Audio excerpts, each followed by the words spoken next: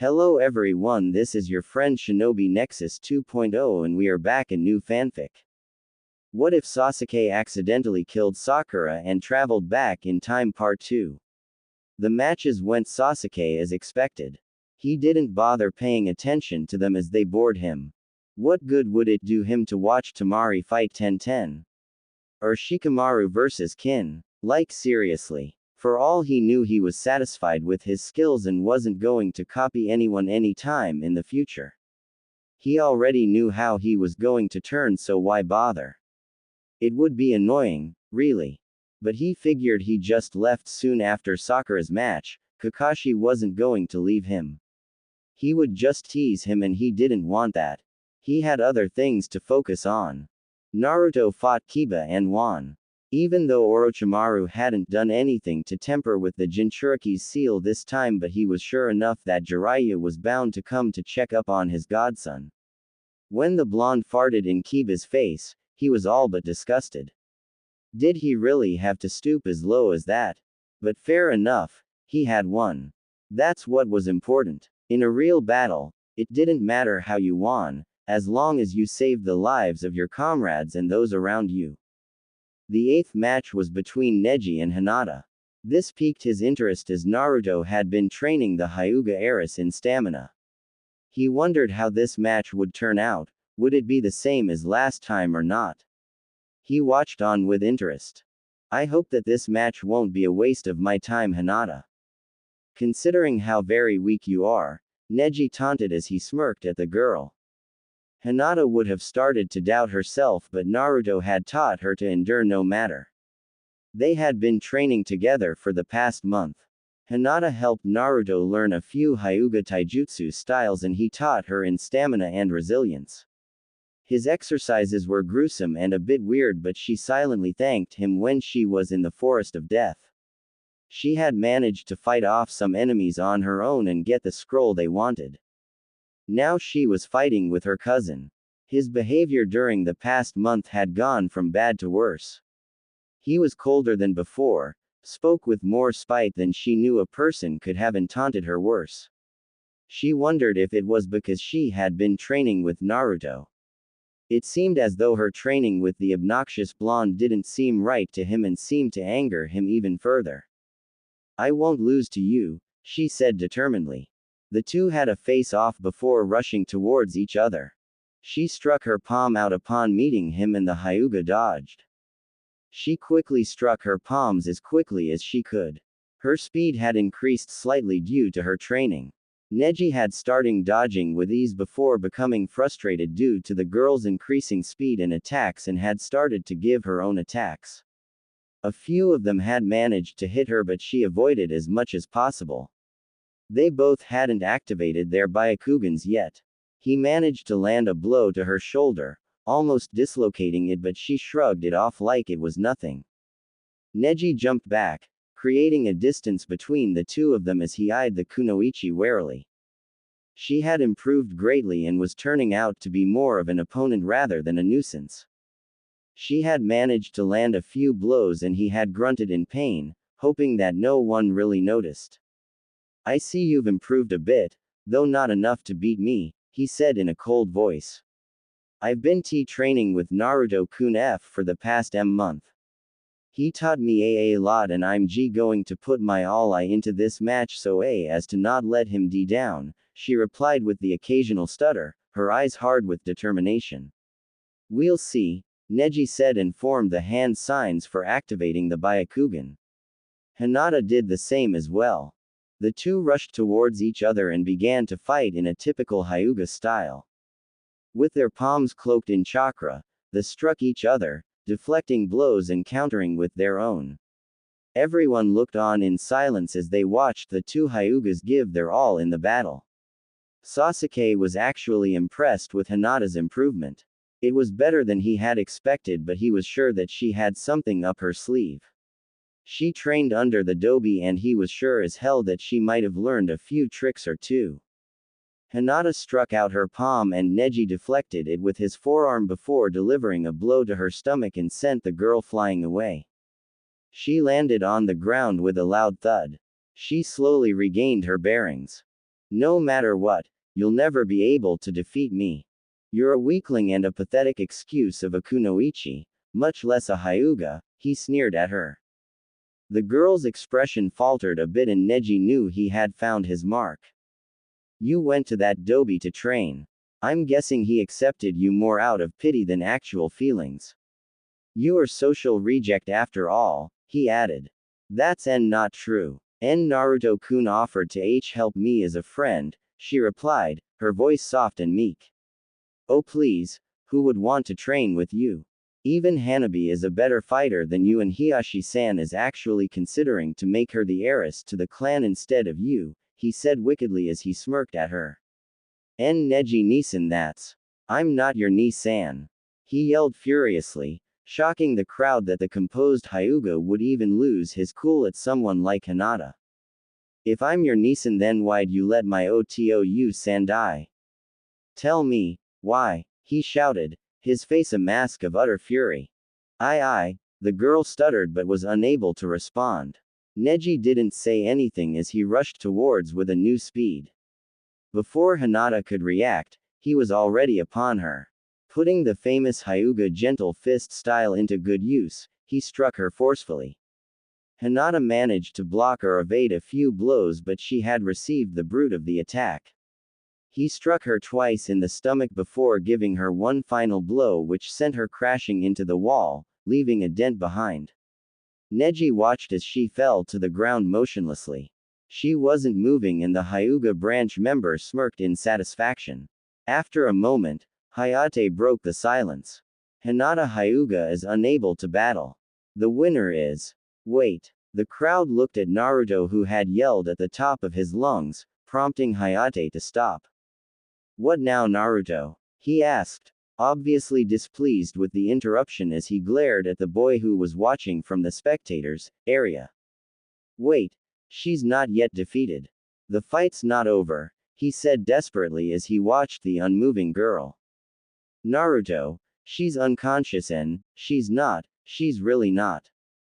Trust me on this one, the blonde said. Naruto, the Kenjutsu master warned. Hinata-chan, wake up, he yelled at the unmoving girl. She did not so much as move at his word. Hinata-chan, you can do this, you can't lose to the prick. He yelled, ignoring Neji's glare. She won't wake up, so why bother? Neji said as he glared at the blonde who was doing a good job of ignoring him and yelling his brains out for the girl to wake up. Hayate-san, Neji said to the Junin. The winner, Hinata-chan, of the match, wake up, is, Hinata-chan, twitch. The genin watched in awe as the girl moved a bit, before slowly rising.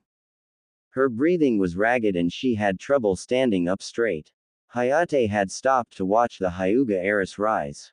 Considering the blows she had received from Neji, which could have killed her as it harmed all her internal organs, he was surprised to see her move, more so to even stand up.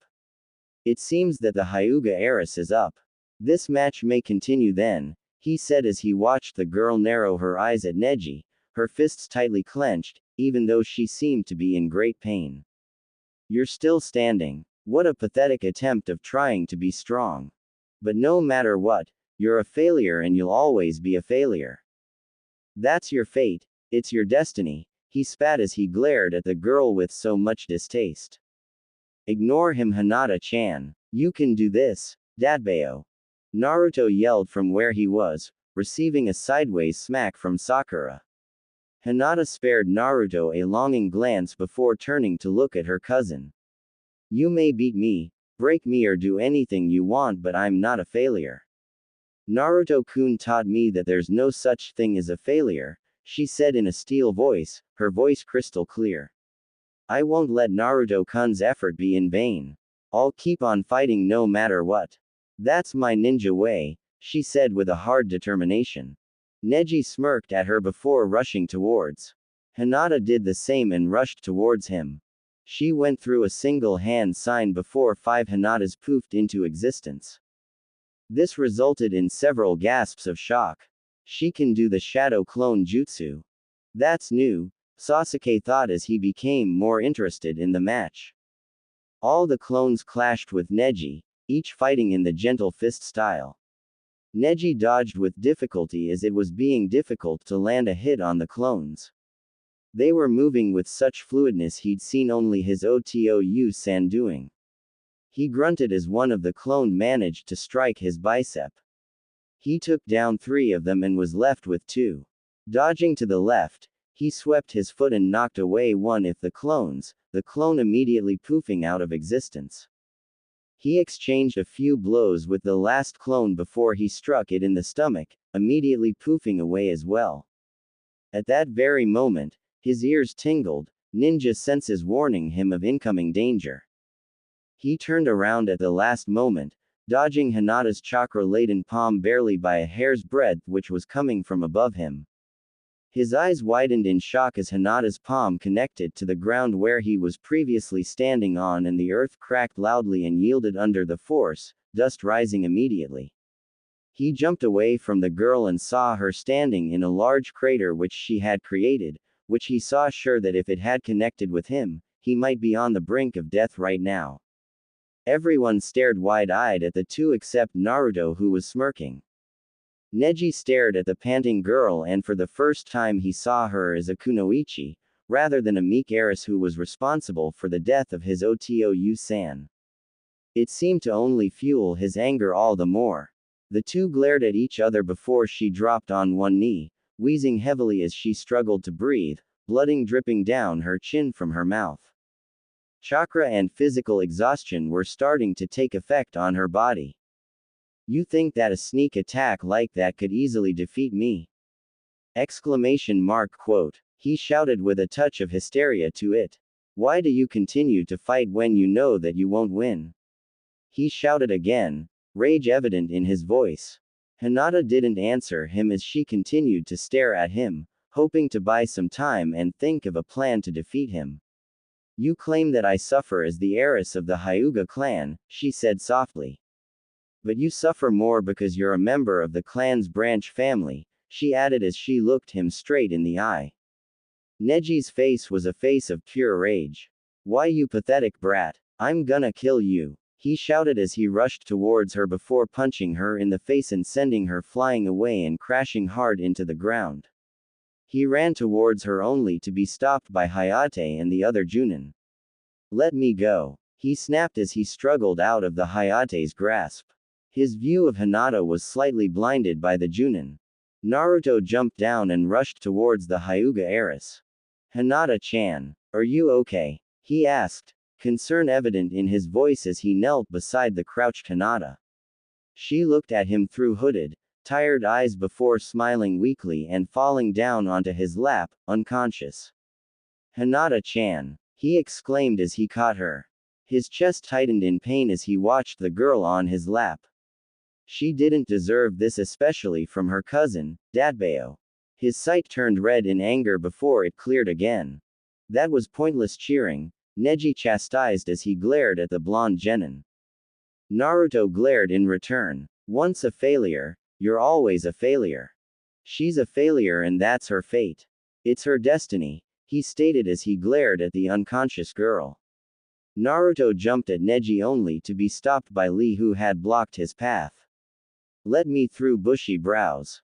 "This doesn't concern you," the Jinchuriki all but growled.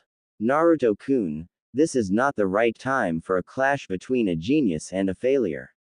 You can do that later," Lee reasoned with the blonde. Naruto seemed to be trembling in anger before sighing resignedly. The medics arrived and put Hinata on a stretcher.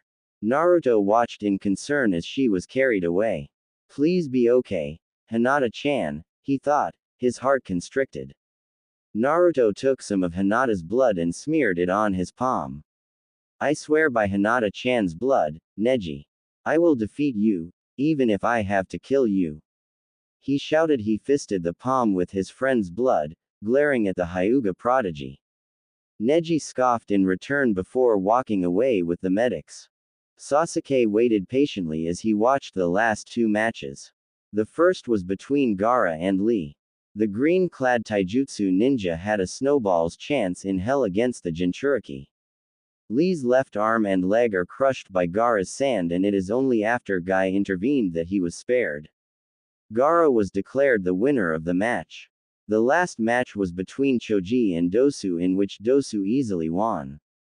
Sasuke watched in utter boredom. He wasn't interested in either of the two boys anyways. The remaining genin watched as the final matches were being announced.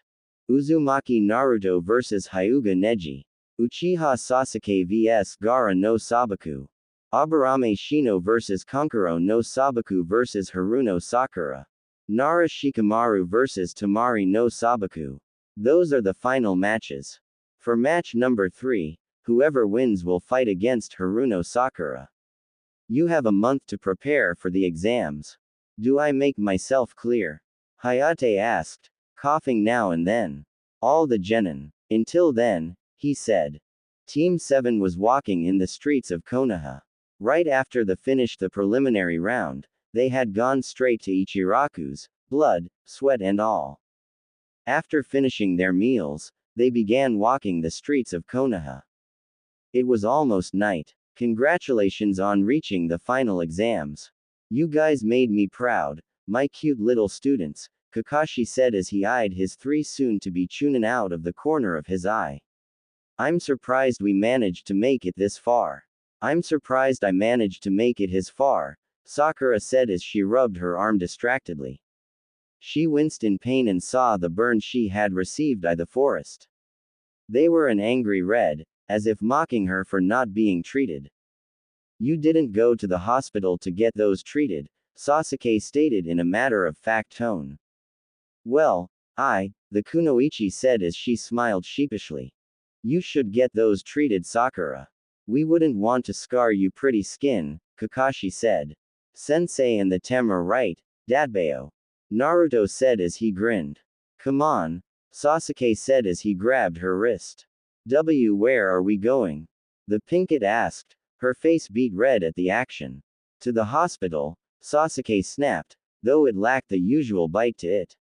I wanna go too. Naruto complained loudly as he latched himself onto Sakura's injured arm. The girl winced in return. Careful, Dobi, Sasuke seethed as he roughly pushed him away from her. Actually, Naruto, there's someone I need you to see.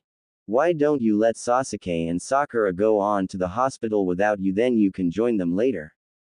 The silver-haired Junin reasoned with the blonde. Naruto huffed in annoyance before muttering a yes. Whether Kakashi was onto something, Sasuke didn't know, but he wasn't liking it one bit. Let's go, Sasuke said without sparing the 2 members of Team 7 a glance, holding Sakura by her wrist. Bye, sensei. Naruto. The girl yelled after the 2, her face red from embarrassment. After they were out of sight, Naruto turned to see Kakashi giggling. You paired them, didn't you? He shouted as he pointed an accusing finger at the Junin. Kakashi chose to ignore him, focusing on muttering something about his cute little students. I'm done with the chapter. I never knew writing would be so tiresome, but what can you do? I enjoyed writing Neji's fight with Hinata. I hadn't originally intended to write the scene, but it wouldn't be fair since I don't want this fic to be centered on Team 7 only. I'm sure Neji was surprised at badass Hinata, Shanaru. Anyways, I won't promise any updates soon. I might get really busy, just hope for the best. Read and review. Tozunana. If he had an option, he would have stayed back, but because he was still the oblivious ninja they thought him to be, Sasuke was forced to retake his Chidori training. In his past life, or should he say future, he had been over the moon to finally learn a cool jutsu which would make him stronger than the Dobi. But now, having already mastered the technique, he felt he could have done more than do something he already knew. Thus he decided to master the jutsu as soon as yesterday. Then Kakashi would get off his back about passing his jutsu to the next generation and stuff. Maybe he could help Sakura with a new jutsu or two. She obviously needed it as she was going to face either the bug freak or the puppet guy. Plus it wouldn't hurt to spend a few alone moments with her, away from Kakashi's scrutiny and Naruto's loudness, he thought with a smirk. The Dobi had already gone on a trip with Jiraiya after being introduced to him. That was when he was going to learn the Rasengan. Forcing himself out of his train of thought, he listened to Kakashi explain something he had a lifetime's experience of. Do you understand me, Sasuke? The silver-haired ninja asked. Hi Kakashi-sensei, he said in a forced tone. Now demonstrate for me, the Junin said as he moved back. Forming the seals at incredible speed, Sasuke created the Chidori and jumped towards the two-tone boulder in front him, smashing it to pieces. He turned to stare at Kakashi with an arrogant smirk. Eat that, you big pervert, he thought smugly. Again, the man said unflinchingly. The Uchiha did as he was told and formed the seals before creating another Chidori and destroying the ground. After a full week of repeatedly performing the Chidori, Kakashi began to grate on his nerves. Again, the man said, engrossed in his Ika Ika makeout series. Sasuke seethed silently as he watched his sensei with a profound sense of anger. He had been asked to perform 5 Chidoris in a row, with his limit being 7. He didn't know what the Junin was getting at. No, he said as he glared at him. Kakashi said as he looked up from his book. I said no, I'm not going to repeat that stupid jutsu which I've already mastered, he said as his eyebrow twitched in annoyance. That jutsu is not stupid. It's a lightning nature version of the Rasengan which took you a long time to master without anyone to teach you but yourself. It's the only jutsu that you've created yourself that no one else has been able to do, Sasuke finished the all too familiar statement. I know Kakashi. I'm not some dumb kid, the Uchiha prodigy said with a growl. Kakashi decided to ignore that he had not been addressed by the sensei honorific and decided to tease him instead. Getting restless, Sasuke-kun. The Junik teased. He got a murderous glare in return. Don't worry. Sakura-chan is always around, so don't stress. You'll get to her really quickly, Kakashi said with an eye smile. It took all of his willpower not to drive a Chidori through him. Rule number 1 of an Uchiha: never, ever, tease them about their feelings towards their loved ones. Kakashi, the boy growled venomously, again not adding the honorific. Don't worry Sasuke-kun. I'll allow a day to go and see Sakura before we proceed with our training, the lazy Junin said with an eye smile. Sasuke rolled his eyes. To say he was overjoyed was an understatement. She had been at the library reading about Suiten ninjutsu. She was a Suiten user with a bit of Doden after doing the chakra paper test. And she had 0 experience in that department and no teacher, so she decided to teach herself. She knew she had a knack for chakra control, so she figured ninjutsu would be easy. What she had not known was that she needed large amounts of chakra than she had now. Maybe as large as her forehead, Ino had teased her. The two girls had reconciled after the preliminary rounds, with Sakura having to coax her. Sasuke had told her that she needed a female friend she could rely on, as there were some things she could not share with the boys. Thus she had befriended Ino again, and now she was helping her train in ninjutsu. Ino had gone to her mother's flower shop, so she had the afternoon all to herself. Flipping through the next page, the pinkett pinched the bridge of her nose in exasperation. She was exhausted, she couldn't even read a single symbol. Checking out of the library with a few scrolls and books, she walked out of the library only to be greeted by a figure she had missed ever so dearly. Sasuke-kun, she muttered, shock evident on her face. Realizing that she was gaping like a fish out of water, which was really unattractive, she chuckled nervously. To what do I owe this surprise? She asked as she joined him, the two walking nowhere in general. Just figured I should drop by and say hey. See how you're faring, he said with an all too nonchalant shrug. I'm fine, just trying to learn a few Suiten jutsu or two, she said as she adjusted the books she was carrying. Soundlessly, he snatched the books of her arms, carrying them for himself. Don't try to berate me, otherwise it's the last time I'm carrying, he said flatly, Sakura's berating words dying on her lips. Thanks, she said meekly, her face tinged pink. How he enjoyed to tease her and make her blush.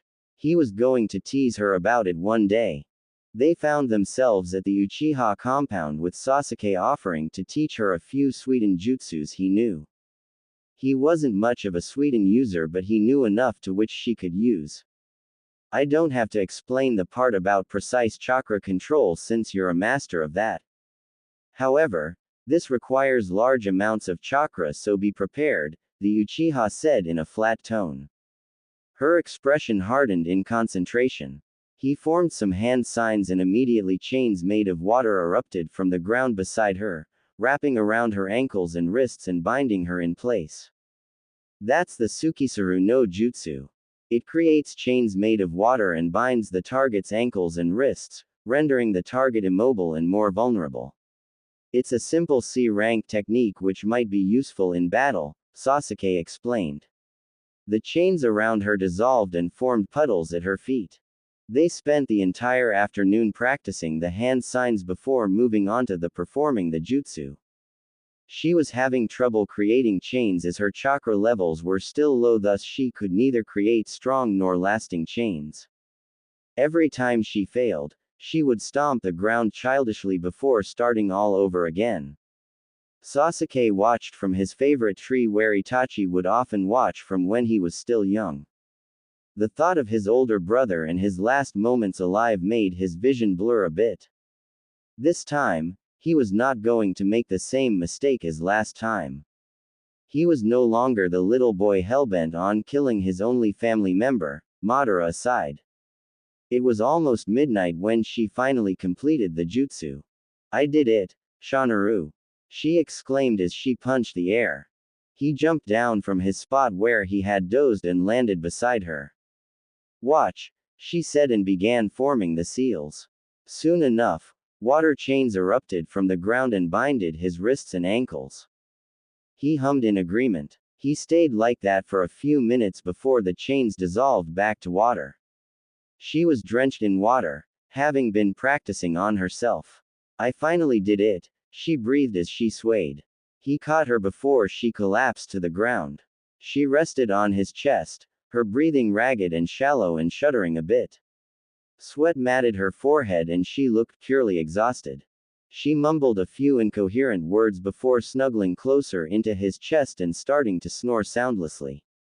Sasuke activated his Sharingan, hoping to capture her blissful state forever. He was going to imprint that picture forever in his mind, scratch that, in his heart. Her lashes were long and a deep shade of pink, almost black. They didn't caress her cheeks, however they made her eyes stand out more. Her nose was perfect, slightly upturned though. And her lips were small but full, with a light pink color to them. Her cheeks, still donned with baby fat, were flushed from chakra and physical exertion.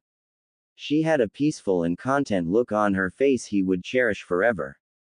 Suddenly, a picture of a bleeding Sakura in his arms with a hole through her chest flashed before his eyes and his gut clenched painfully. He held her closer to him, as if afraid he might lose her. He wasn't going to same the mistake as before. He was going to right his wrongs and protect her. The desire to protect her was so strong that it overwhelmed him. But then again, he was an Uchiha. Boy, the Uchihas knew how to love and loved terribly. He dropped her off to her house through sneaking through her window.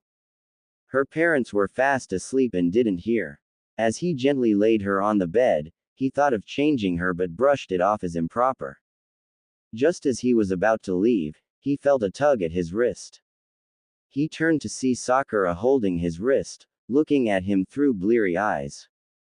Thank you for today, she said softly. He replied, trying to ignore the heat pooling in his stomach.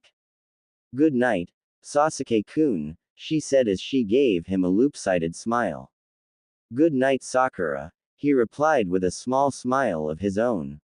She let go of his hand and dropped down onto her bed, fast asleep.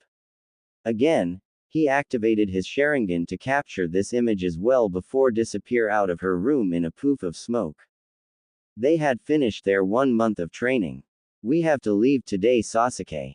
Today is the day of the final part of the Chunin exams, Kakashi said as he eyed his student sprawled out on his back, enjoying the weather. He didn't receive a reply. Oi, are you even listening, Sasuke? The silver-haired ninja asked. HN, the boy replied boredly. Kakashi face-palmed himself. At that, the Uchiha stood up. I have to get a new outfit first, the boy said as he yawned lazily, reminding Kakashi of Shikaku.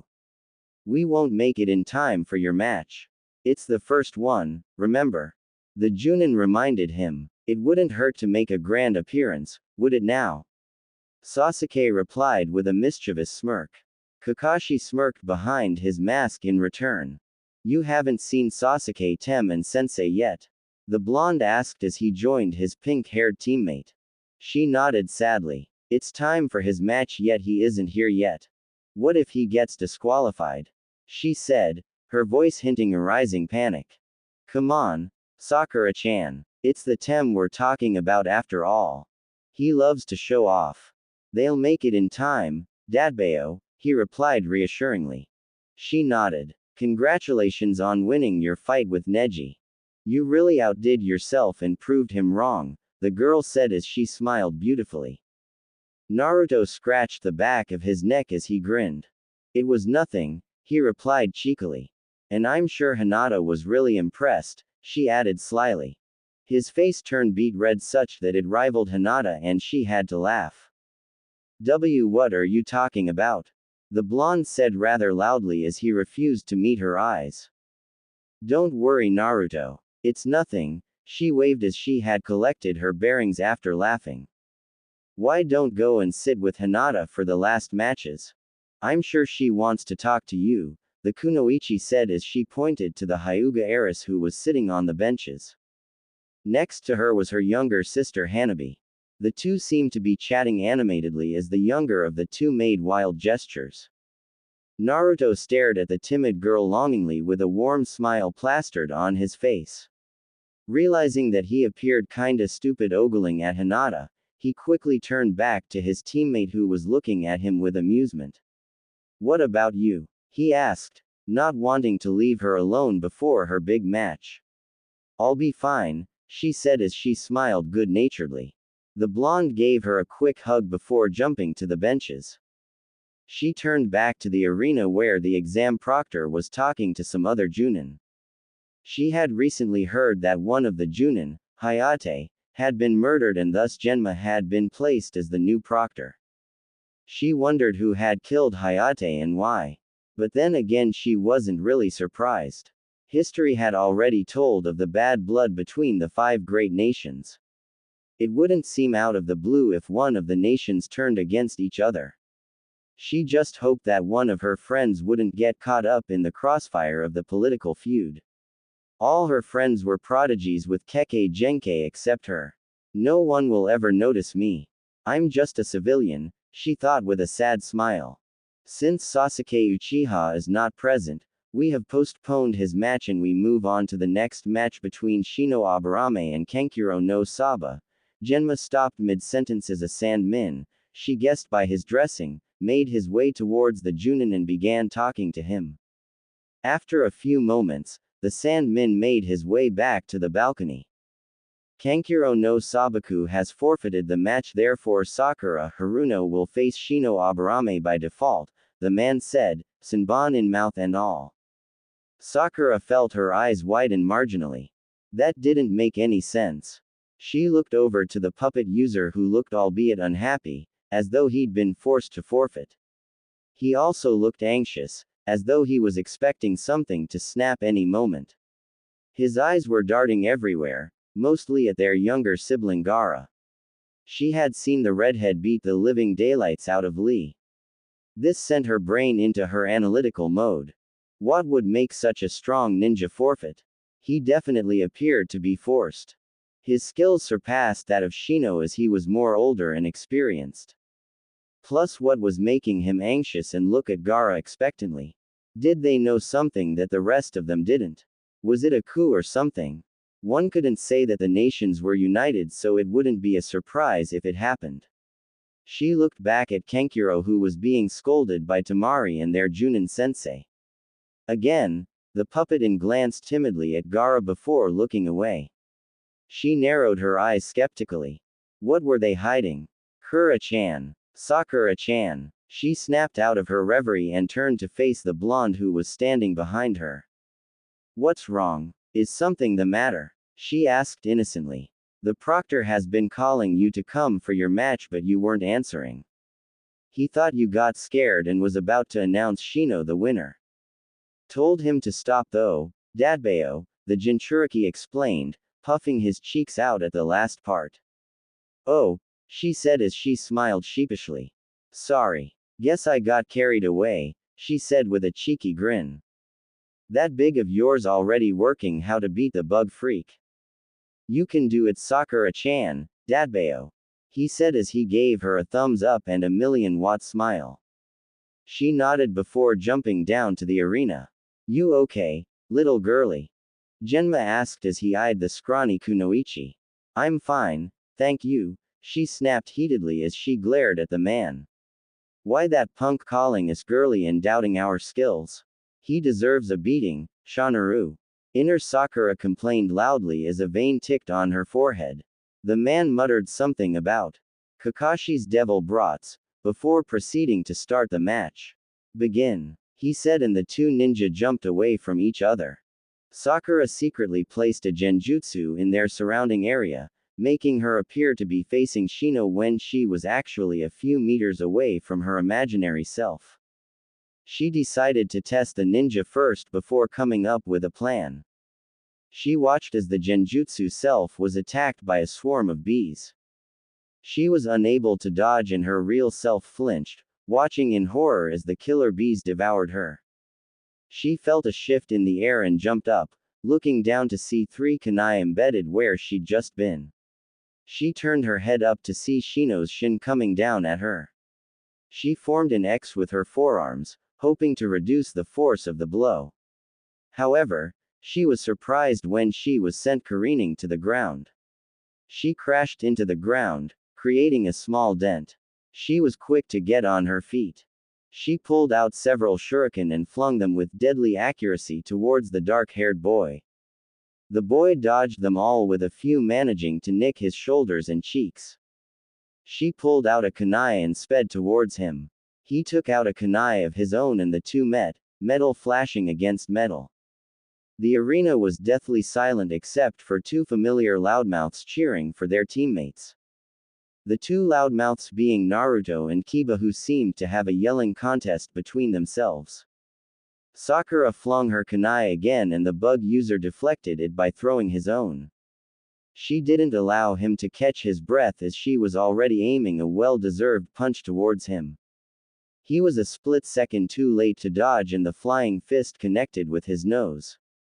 He flew back, landing a few meters away from her. He tasted blood in his mouth. How she'd been able to move so quickly amazed him. For a ninja from a civilian family, a girl nonetheless, to show such great skill impressed him. She had a few bruises of her own but didn't seem affected by them. Doden. Earth wall, she yelled as she slammed her hands on the ground. He felt the ground underneath him shift and he suddenly found himself spinning in the air. Sakura threw a kunai at him and he evaded it smoothly. Then she disappeared from her spot below and was behind him in an instant. She swiped a leg towards him and he ducked before landing on the ground. This girl was a bit too quick on her toes. He thought he was going to fight another weak little female opponent. She did look weak though, judging by her small and petite frame. However, she proved to be more than just a weak little civilian girl. She was actually showing how to be a true ninja. He remembered her from his academy days as a loud and annoying rabid fangirl of the Uchiha who was seemed to be annoyed by the very existence of Naruto. He partially hated her for liking the Uchiha and not the Uzumaki, but what could he do? But now, she seemed to have changed, to have matured from being a useless fangirl to being a true kunoichi. He smirked underneath his hood. She just got interesting. She sensed the abrupt change in atmosphere. Oh boy, she was going to get her ass handed to her.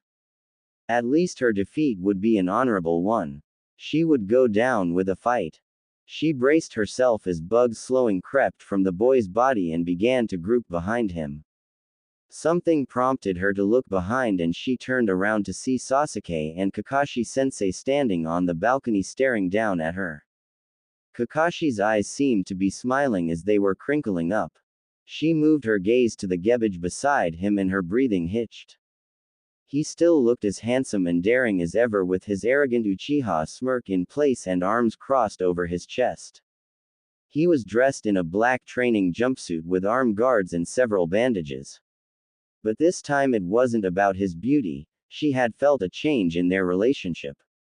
It was an understanding, to be by each other's side as teammates, to support each other throughout the whole way. By the way they held each other's gazes, she felt as though Sasuke had acknowledged her presence in his life, as a true comrade he can rely on. Her heart fluttered. If you guys are done having could you please continue with the match? Exclamation mark quote. Naruto shouted loudly from the spectators' area. Sakura turned away quickly, her face dark red as everyone around them burst into laughter. Hand it to Naruto to embarrass you in front of everyone. She was sure she heard Sasuke grunt in annoyance. She looked at Shino who was looking at her amusedly. Or was it the trick of the light?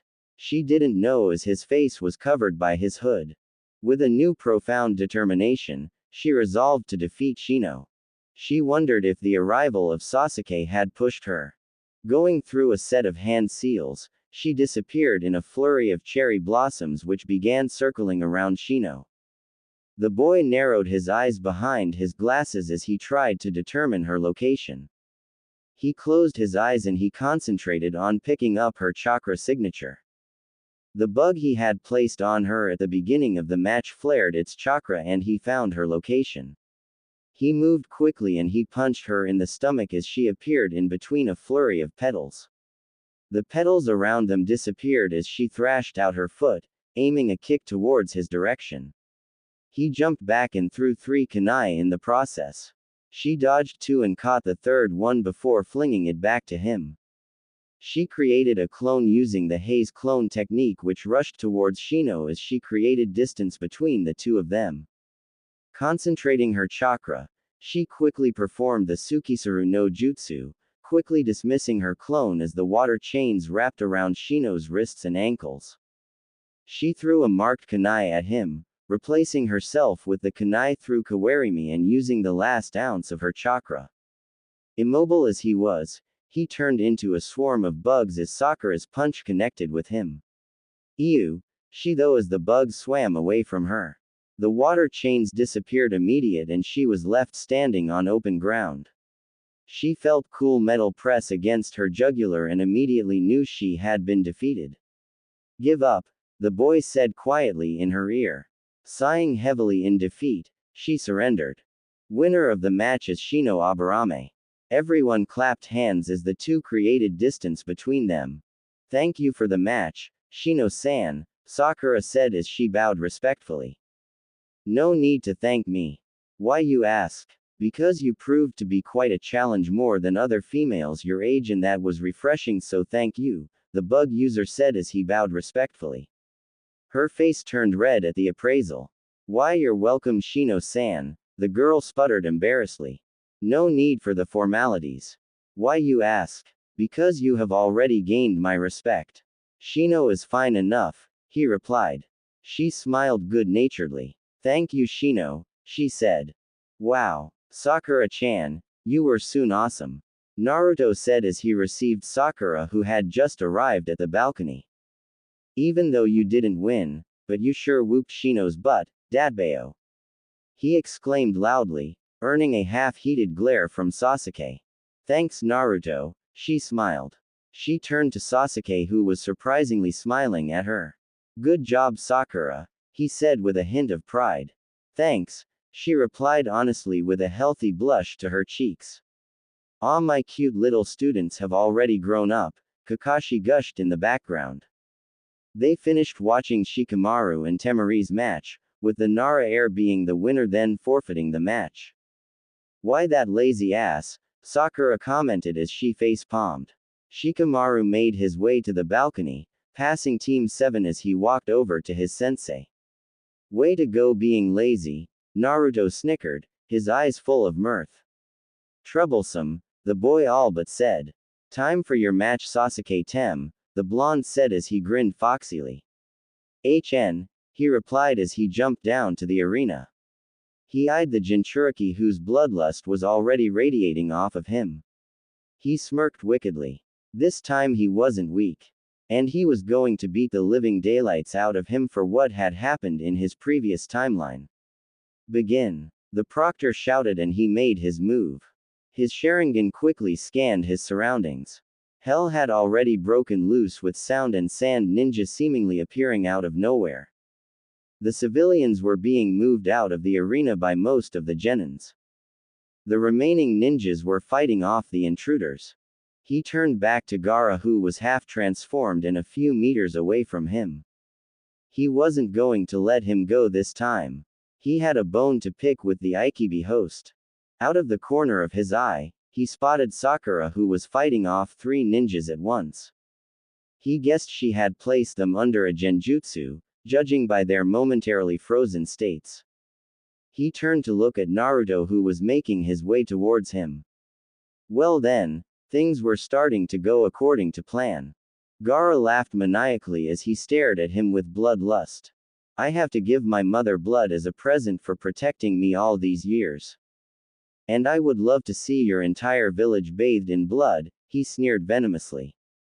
Without waiting for a reply, the genin turned away and jumped out of the arena. Taking it as a challenge to a battle, Sasuke followed after him. Sakura turned just in time to see Sasuke follow Gaara out of the arena. "What is he doing?" she shouted inwardly, panic starting to rise. Inasmuch as he was strong, he couldn't take on Gaara. He couldn't take on a Jinchuriki. If Gaara was as powerful as Naruto in the Forest of Death when Orochimaru had almost killed her, then he had a snowball's chance in hell against him. It still shook her to the bone that Naruto had such strong power within him. It was so unearthly. She had read about Jinchurikis when she was in the library. Could he be a Jinchuriki? She would look into that later. She caught sight of Naruto who was headed in the same direction that Gaara and Sasuke had left. Perhaps he was following them. Quickly putting her kunai in her weapon's pouch, she followed after him. If they were going to defeat Gaara, then they were going to do it together. The trio had taken to traveling by the trees, away from the village. Just as she jumped into a tree branch, she saw 3 giant snakes bulldoze their way past the main gate. She wondered whether or not she should go back and help or follow her boys. After a brief debate of about a second, she decided to follow after her boys. The village would defend itself. They weren't one of the most feared villages for nothing. With a grim determination, she jumped tree after tree, intent on finding the 3 boys before things spiraled out of control. Fire style. Great fireball technique. A large fireball made its way towards Gaara at an alarming rate. Sasuke followed closely behind it, intent of giving the Jinchuriki a beating of a lifetime. Sand tendrils shot out speedily and tried to stop the fireball but immediately melted upon contact. A sand shield formed in front of Gaara at the last minute and it was strong enough to stop the fire, but he did not notice the time traveler who had moved well past his defenses and was behind him, aiming a well-deserved kick at him. It connected with the back of his head, sending him careening forward, but before he had moved far, Sasuke had shunshined in front of him and punched him squarely on the face. He was sure he felt some bones crack. The Jinchuriki crashed into a few trees behind him, his impact great enough to leave a large crater as his back connected with the ground. But he was quick to get up with a hysterical smile on his cracked face. The transformation will be complete soon, Sasuke thought grimly as he watched the redhead regain his bearings. You think you can defeat me? Well, Think again because you'll never be able to defeat me. Gaara shouted twistedly. And why is that? The Uchiha asked lamely. Where was the Dobi when he needed him the most? He was almost impatient. He didn't want to chit-chat with the sand ninja. It's because of bonds, that's why. I don't have pathetic bonds to help me grow stronger. I've been doing quite well on my own, he said with a smirk. Well, think again because most of us have been doing quite well, even better than you because those bonds, he said with added sarcasm at the last part. Gaara snorted, which was quite funny coming from his half-transformed form. The Uchiha held back a laugh. Dobi, where are you? He thought as he felt for his chakra signature which was still far away. Guess he had stalled the Jinchuriki for a bit. I think I should make some things straight, he said, quietly activating his Mangekyo Sharingan. You're not given power for destruction but to protect those you hold close to your heart, he said. Power is only for protecting yourself. Gaara shouted. Besides, it's not like I have anyone special. Everyone fears me because of the monster inside me. They fear me because I cause destruction. So if it's destruction they want, then it's destruction they'll get.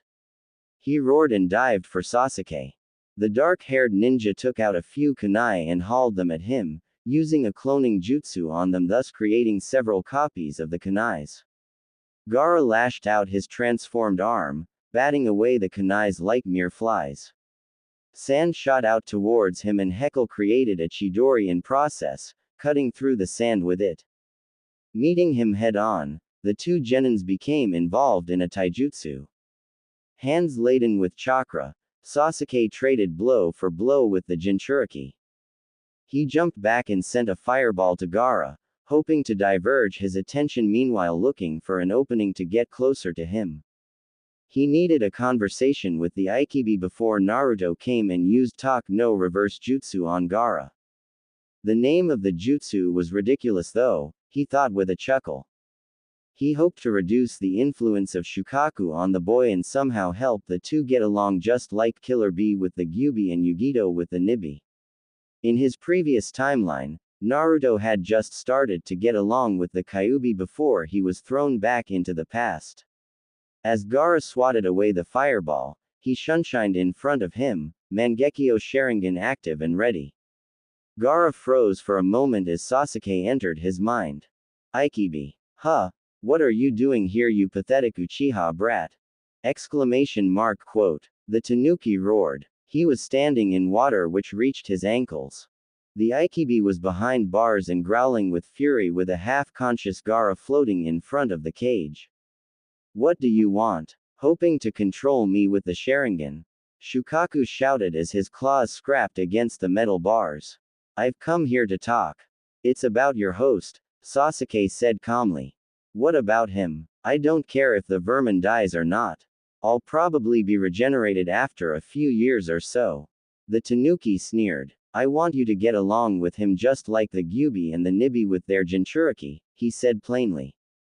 The Aikibi looked at him deliriously before it broke down into laughter. The entire room rumbled with the sound. Last time I checked, you don't make the rules. I do, Shukaku said with a sneer. I'm not here to make a compromise, I'm ordering you to go along with him, the Uchiha said with a glare. And if I refuse? The one-tailed beast said sarcastically.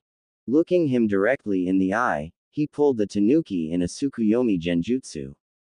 It had the exact same setting as Itachi's, since it was actually his jutsu. Everything was black and white, with a red sky. The Aikibi was chained to the ground. I can do whatever I want with you. I can force you to obey me with the Sharingan as I have the power and ability to do so but I'm sure you don't want to be controlled, he said.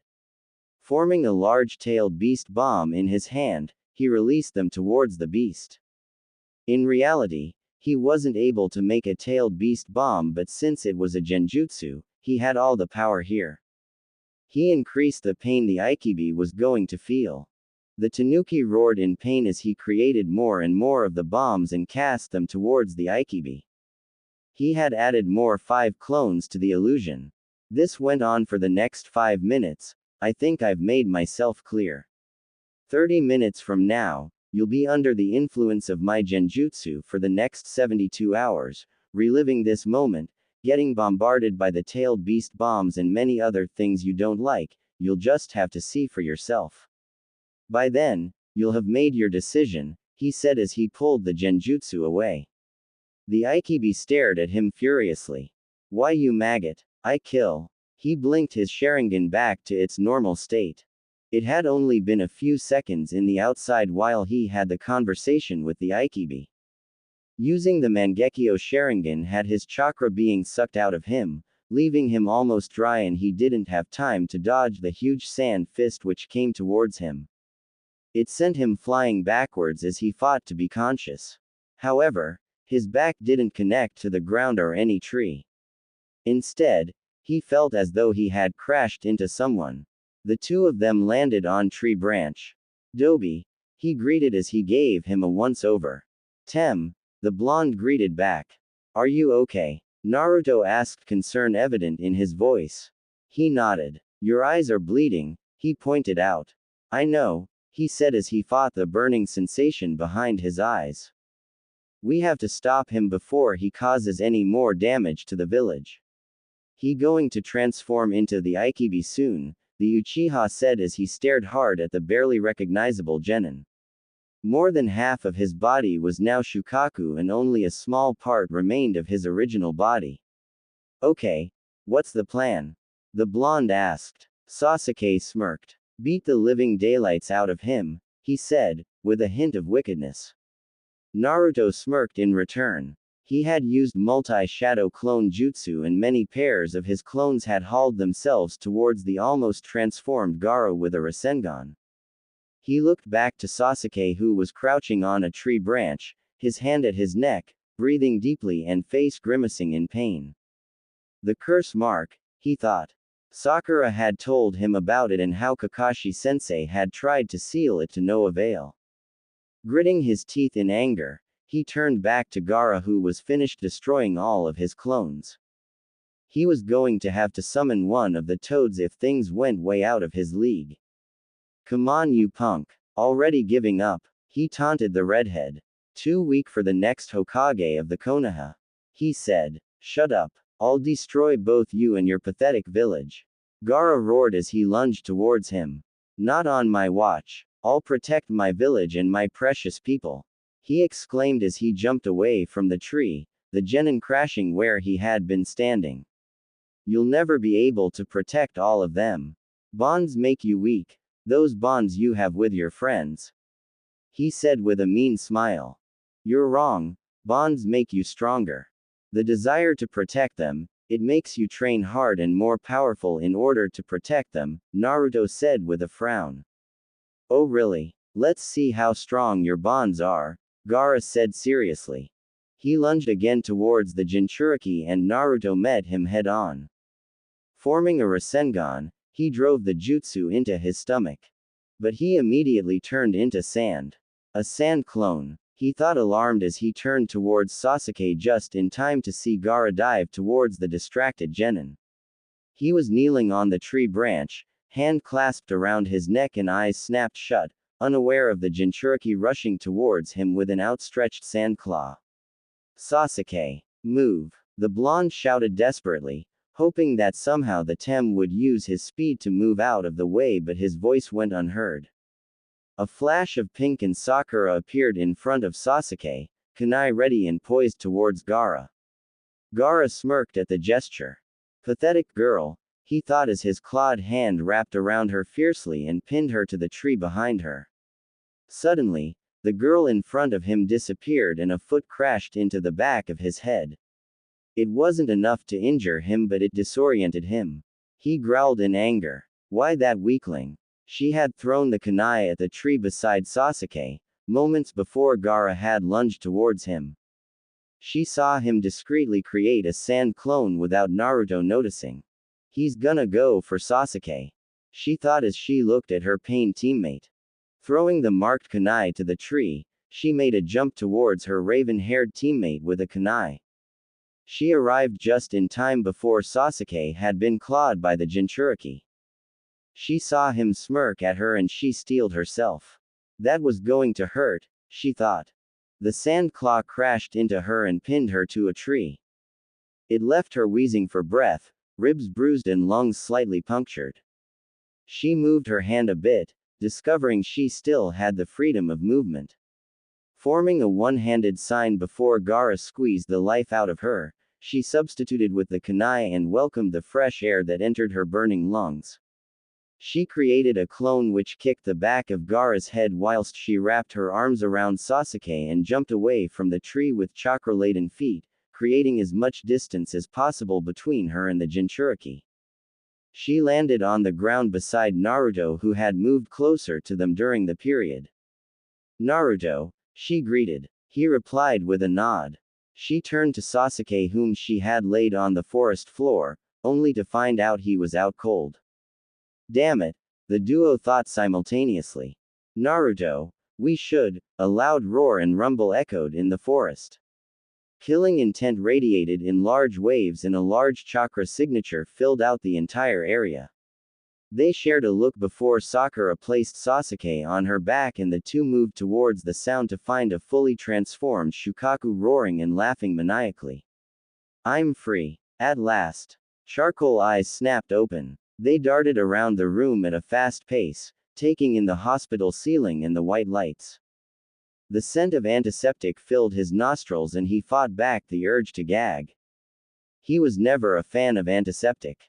Propping himself into a sitting position, Sasuke noticed that he was alone in his room. He looked out the window and saw that it was late at night.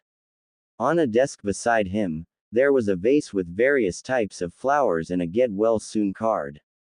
He rubbed his jaw as he racked his brains on what had happened. The last thing he remembered was having a talk with the Aikibi before everything blurred out. The invasion. What had happened? Did they win? Had everything gone accordingly as in the previous timeline? What happened to Naruto and Sakura? Had they won the fight with Gaara? Had Naruto used the Talk no reverse jutsu on him? 1,000 questions filtered in his mindset. He had to find answers, now. Getting off the bed, he discovered he felt utterly drained. Chakra exhaustion, he told himself. Using the eternal Mangekyo Sharingan came at the cost of draining his chakra reserves entirely, not to mention if you had been involved in a battle previously. A fragment of a memory entered his mind and he saw a sand fist plummeting into him. That had hurt. He was dressed in a black t-shirt and gray pants. At least he wasn't dressed in those stupid hospital gowns. He checked himself for injuries. His ribs had been wrapped with bandages and when he prodded at them with a finger, they ached in return. They were on their way to recovery. Apart from that, everything was fine except for a few scratches there and there. He searched the room for shoes and found a pair of morning shoes under his bed. They would have to do. Leaving by the main exit was out of bounds. He would be quickly detected. He opened the window and jumped out. Having chakra had its benefits. One of them was the ability to jump from high places and land on the ground without much of a problem.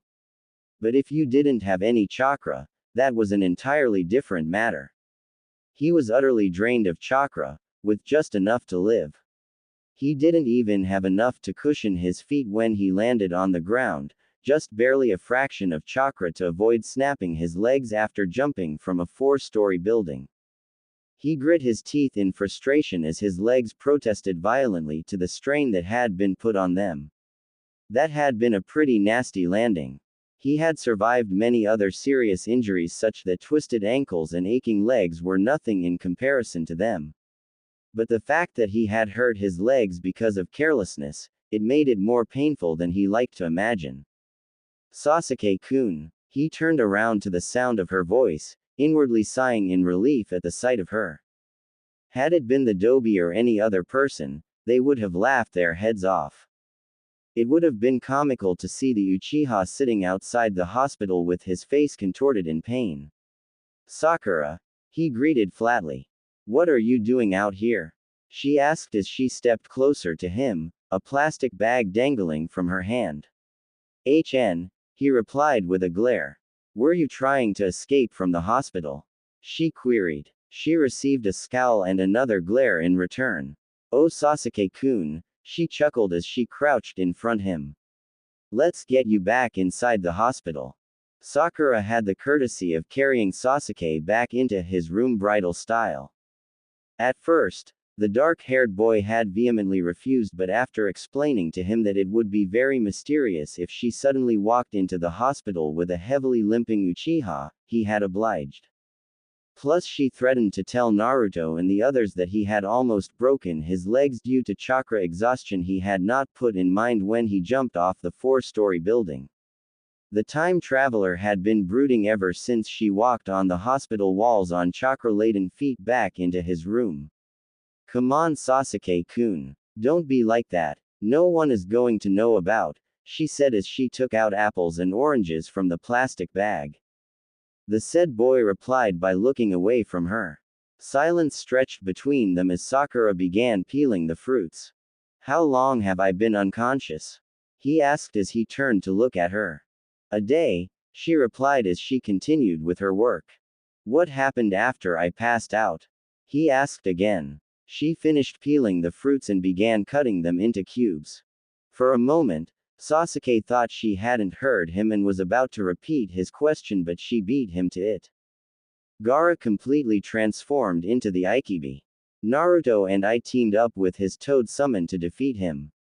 I used a genjutsu to distract the Aikibi for Naruto to deliver the final blow, which was a Rasengan obviously, she said as briefly as she could. He beat sense into Gaara. Something about both of them being alike, Jinchuriki and all. I think he reached out to Gaara and taught him the importance of friendship, you know, with how Gaara was always badmouthing special bonds, she finished. She stopped cutting the fruits and looked at him. You should have seen Naruto. Being cool and all. I think he should be a motivational speaker, she joked. I noticed something unusual about the Aikibi, she spoke. By the time I put the Aikibi under a genjutsu, it had already been under another genjutsu. I wonder how it continued to fight even though it was under another genjutsu. I think it's because it was fighting something else in the genjutsu, maybe that's why it was so good at fighting us in the real world, she pointed out. Sasuke took in all the information with grim satisfaction. His teammates had succeeded in defeating the Aikibi and repenting Gaara. But he had failed as an individual. His genjutsu hadn't been enough to subdue Shukaku. He had planned for a genjutsu to take place after 30 minutes. But it didn't work. It would make the Aikibi experience its worst nightmares and also immobilize it. However, it was able to fight on the outside world despite having the Mangekyo being used on it.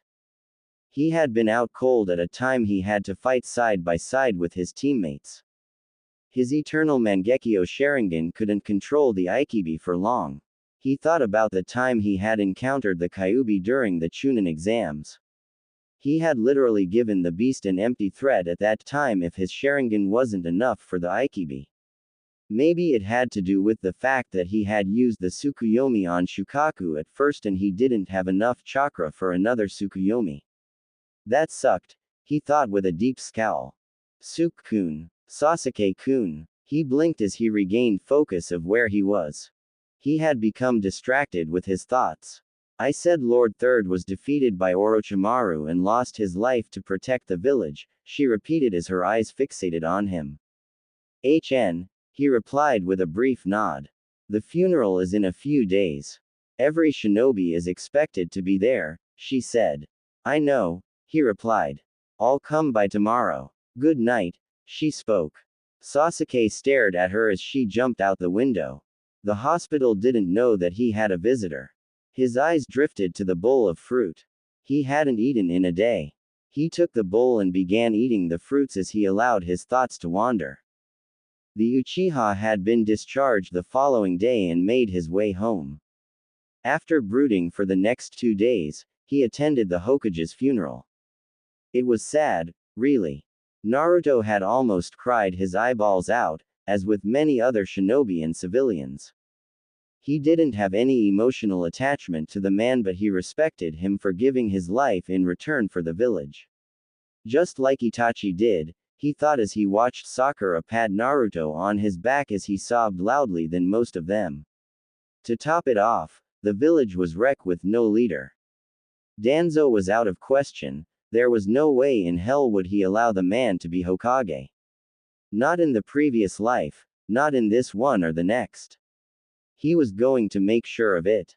You're looking for Naruto, Shikamaru repeated. He received a flat stare in return. I don't know. If there's anyone who knows Naruto's whereabouts, then it's gotta be Sakura, the Nara replied almost sleepily. But she's with Ino right now, so unless you want to face the wrath of the Yamanaka heiress, go to the Yamanaka flower shop. With that, Shikamaru walked away, hands clasped behind his head. Sasuke scowled deeply. Of all the people, she just had to be with Ino. He had no problem with the Yamanaka, but she was so loud and clingy. And he didn't like that. Just like Sakura is, a treacherous voice whispered in his mind. He corrected. Still, in the previous timeline she was exactly like Ino, but you chose her over Ino, the voice replied. It's called having a soft spot, he countered, entirely shutting out the voice in his head. He had a Dobi to find and he was willing to risk encountering her. Sasuke-kun. He mentally and physically braced himself as Ino literally latched herself onto his chest. Ino. He started with a growl. He had just entered the shop only to have the blonde wrapping her arms around his neck, melting into his embrace as another would call it. Did ya miss me? I know you did, that's why you came all the way here to see me, right?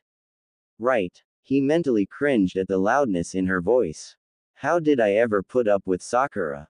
He thought miserably. Using the upper hand in strength, he removed her hands around his neck and pushed her away, stopping her from molesting his chest. I'm looking for Sakura. Where is she? He asked in what Naruto dubbed as his scary mama voice. It was just an all-business tone, really. Of course, you're always looking for Sakura, she replied as she rolled her eyes. It's like she's the only girl in your eyes. I never see you talking with any other female our age, she spoke as she pouted. That's because you're all annoying, he gritted out. Yeah, and Sakura says you call her annoying every time, she retorted in a matter-of-fact tone as she crossed her arms over her chest. So what's the big deal? Why is it always Sakura this, Sakura that? Why not Ino or Hinata or even Tenten? She prodded suspiciously as she stepped closer to him, invading his personal bubble. Do you have a crush on her or something? She asked. Sasuke blinked once then twice before he felt his ears start to turn hot. What? Cat got your tongue? She said with a smirk. Ino, I won't have your mentally molesting my teammate, Sakura's voice chimed from behind. Sasuke looked at his approaching teammate with an annoyed scowl. So do you have a crush on me? She asked as she stood beside Ino with a teasing smile. No, he ground out. I've got better taste in women, he said for good measure. The two kunoichi stared at him with shocked expressions. Better taste, Sakura repeated as tears began to well up in her eyes. Come on, he said as he turned around and headed for the door. Sometimes, I wonder why you put up with that jerk. Better taste. Che, you're the real package. His taste buds must have been burnt from the using the fireball jutsu for a long time, he heard Ino complain with a large amount of disdain as he closed the door behind him. Ino, came Sakura's weak reply. Perhaps he had been too rough with her. But it was for the best. He'd rather eat Naruto's expired ramen than admit to Ino that he had a crush, scratch that, he loved Sakura ever since he had returned back to Konoha after defeating Danzo.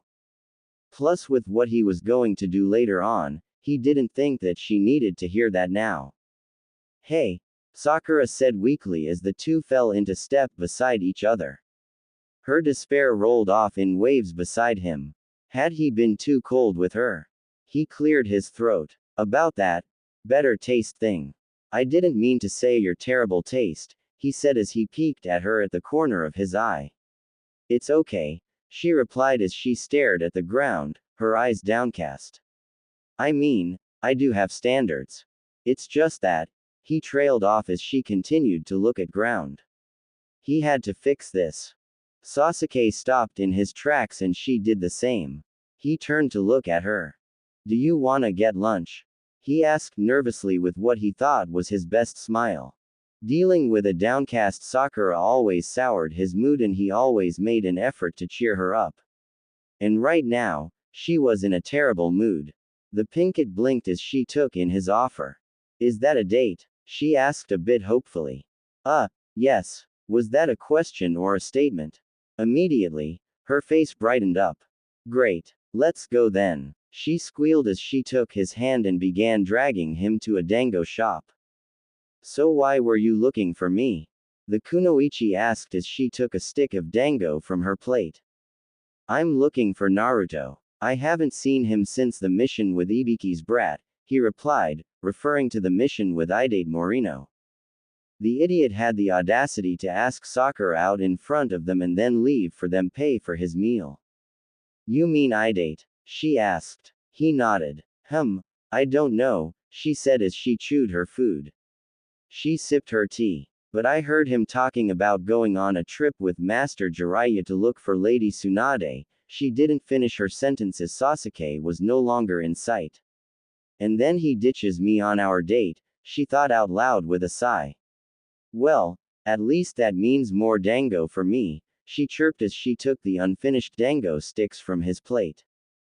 Sasuke was riding Garuda. He was flying towards Shukuba town where he was desperately praying that the Dobi hadn't met his idiot of a brother. How he still had a summoning contract with the bird despite being back in time was still a mystery to him. Itachi and Kisame were headed there for the Kyuubi Jinchuriki. Even though Naruto had Jiraiya with him, who knew what could happen? The fact that he was back in the past could change so many things. He had to get there and protect Naruto. He had to make sure that Naruto wasn't accidentally caught up in Itachi's genjutsu just because Sasuke wasn't there in this timeline. One of the Dobi's weak spot was genjutsu.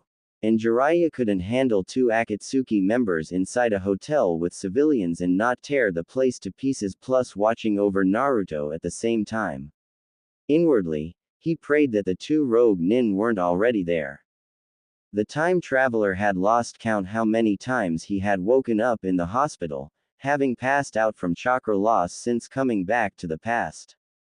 The scent of antiseptic had gotten all too familiar and he hated every second of breathing in it. He opened his dark eyes and the first thing he saw was Tsunade. Guess the Dobi succeeded in bringing her back after all, he thought. Before he could think any further, he found himself in a bear hug with a cry of, Sasuke-kun. From Sakura. He didn't show any reaction. He was so tired. He remembered Itachi's genjutsu, the Tsukuyomi where he had been seeing his clan slaughtered and killing Sakura over and over again for 72 hours before living in its aftereffects for God knows how long. He had thrown his usual tantrum upon seeing his brother, but this one was for different reasons. He was mad at Itachi for killing his clan because Danzo ordered him to do so. He was mad that he had chosen to obey the war veteran and the Sandaime for not doing anything about. He was mad at his brother for throwing away his life for the sake of a village which would forever remember him as a clan killer. And importantly, he was mad at him for denying Sasuke his older brother. Yes, he was mad all right. You okay, Uchiha? The busty blonde asked, her features scrunched with concern as she scrutinized him.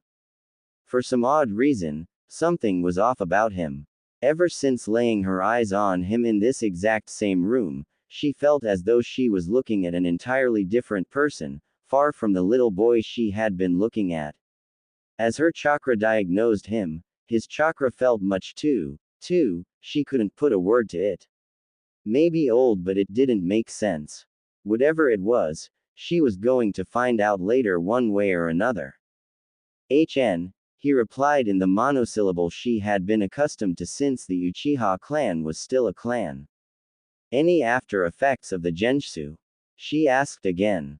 Apart from feeling like I ran back to the past and forth, I'm fine, he grumbled, the whole time traveling thing slightly angering him. That's good. You'll be discharged within a few days so you can get back to your daily routine in no time, she said. He nodded in reply. He noticed that Naruto had already left the room, which was quite unusual as the blonde would be the first one to want to talk to him, about Itachi and all. He told himself. It was during midnight when the Sound Four made their way into his room.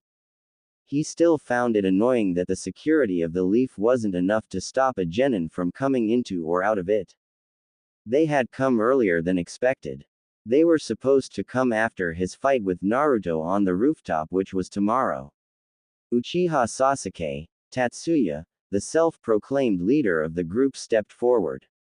I'm not one for pleasantries like Orochimaru-sama, so I'll get straight to the point. Orochimaru-sama is offering you a chance to train under him, to have the power to defeat your brother. He knows that it's what you live for, she explained. He's also offering to help you use your curse mark. It's the first of its kind, different from all the rest, she added. A beat of silence passed. Okay. Let me put this in easier terms. Either you go with us or we force you. I'll come with you. Because I'm not in the mood for negoti. Wait, what? You agree? She asked with a raised eyebrow at his easy acceptance. Didn't I just say so? He said with a heated stare. Geez, chill out, I heard you, she said with a tinge of annoyance. In 3 days, we'll be going back to Sound. We expect you at the Valley of the End by then, the girl said. Without waiting for a reply or saying goodbye, the 4 ninjas flickered away. Sasuke laid back on his bed with a sigh. This was all too tiring. He was still tired, but he knew he couldn't rest until his mission was completed. He stood up with another sigh. It was time he paid the Hokage a visit. You want a spar? Naruto asked incredulously. Are you deaf or what? Sasuke replied with a glare. Sakura looked between the two boys worriedly. The tension in the room was suffocating, and the killing intent from the Uchiha was even worse. A plate of sliced apples were scattered and forgotten on the floor. Team 7 was currently in Sasuke's hospital room, and it was no friendly get-together. You guys, the Pinkett started, but Sasuke beat her to it. Stay out of this. It doesn't concern you, the Sharingan wielder snapped. She recoiled as though she had been slapped, but Naruto rose to her defense. Show her some respect, Tem. She cares for you, for us. Stop treating her like some damn useless doll. The blonde shouted. This seemed to surprise Sasuke, and he stared guiltily at her for a brief second, but soon, his eyes regained their hard edge. You want a spar to see who's strongest? Fine, I'll show you who's strongest. I'll wipe the floor with you face, the blonde growled. Sakura found herself on the rooftops, staring at her 2 teammates as they bickered back and forth. Their argument was growing too serious and personal for it to be just a spar. They were yelling at each. What's your problem, Sasuke? This isn't you. The Jinchuriki shouted. Since when have you ever known me? The said boy shouted back, feeling angrier by the moment. The curse mark burned at his neck, but he ignored it. He needed to test Naruto's abilities since he arrived back to the past, to see any changes in the current timeline, but his emotions were getting the best of him. His long-time rivalry with the blonde was spiraling out of control. Naruto created a clone and began forming the Rasengan. Sasuke formed the Chidori without going through any hand signs. They're going to kill each other. Sakura thought frantically. You guys. Stop it. You're going to hurt at each other. But her plea went on deaf ears. The 2 boys charged at each other. Sakura ran between them. She had intended to run between the 2 of them in the hopes that they might stop their attacks if they saw her. But I won't get there in time. There's also no guarantee that I won't get hit by their jutsus and die in the process, she thought as she took out one of her marked kunais and threw it between the boys.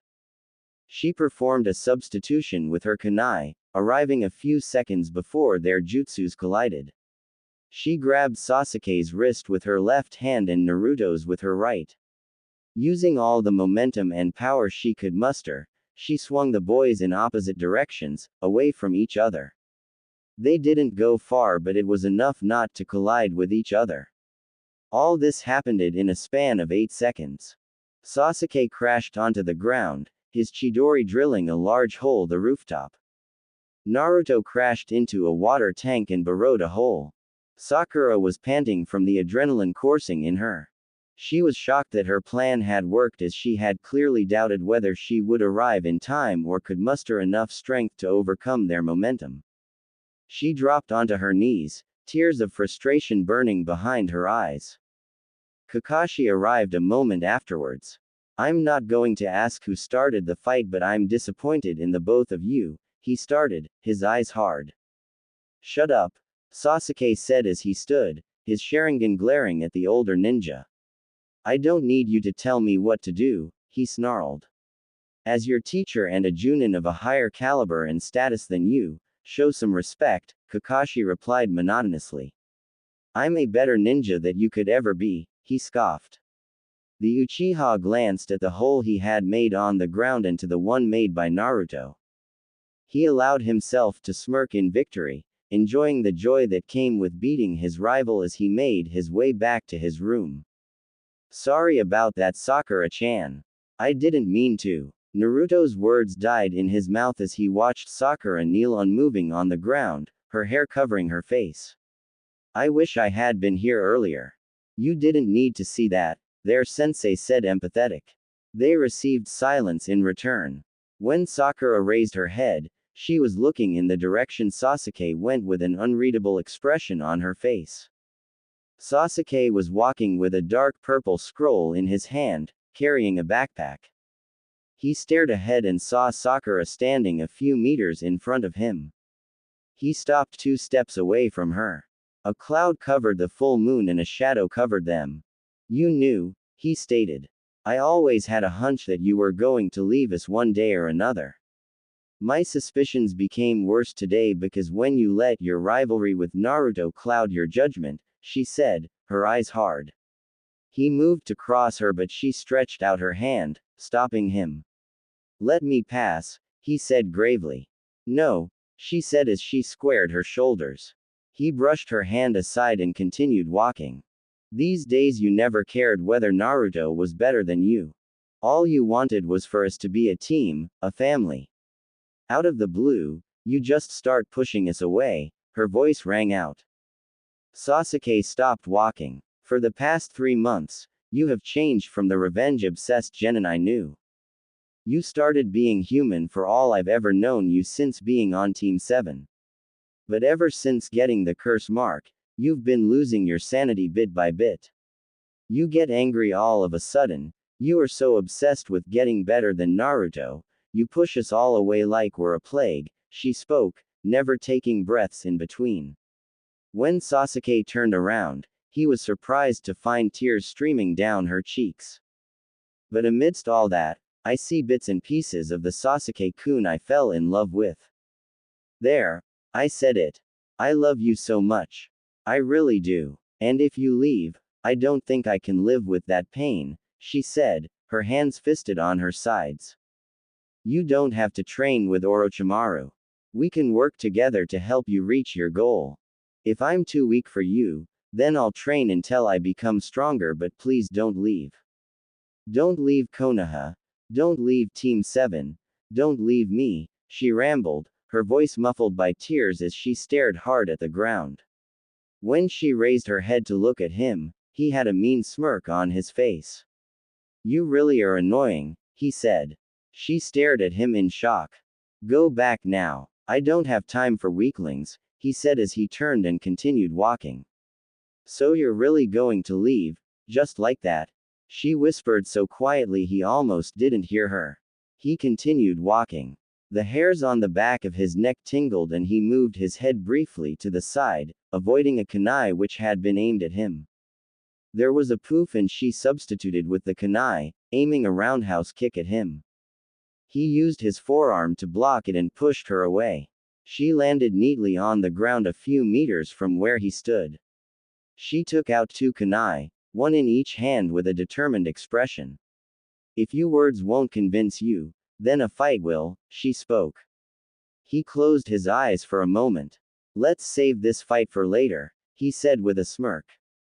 When he opened his eyes, his Mangekyo Sharingan was activated. What? Was the only thought she had before darkness subdued her. When she woke up, it was a few hours before sunrise. Sasuke had put her under a genjutsu and left the village. He left her on a bench. Sasuke Uchiha, you idiot, she whispered as she held back her tears. After a few minutes of mentally consoling herself, she made her way to Tsunade's office. She knocked on the door. A curt, "Come in," answered. Piercing brown eyes stared at her as she made her way to her desk. "Hokage-sama," she said as a way of greeting. "What do you want, brat?" The blonde asked as her eyes narrowed. She ignored the nervous butterflies dancing in her stomach. "I want to become stronger so that I can bring back Sasuke-kun. I want to become stronger so that I won't be a burden to my teammates. I want to become stronger so that my friends never leave me. I want to become the most badass kunoichi. Please take me as your apprentice." Shikamaru, as the only chunin in his class, stared at Naruto making a lifetime promise to bring back Sasuke for Sakura.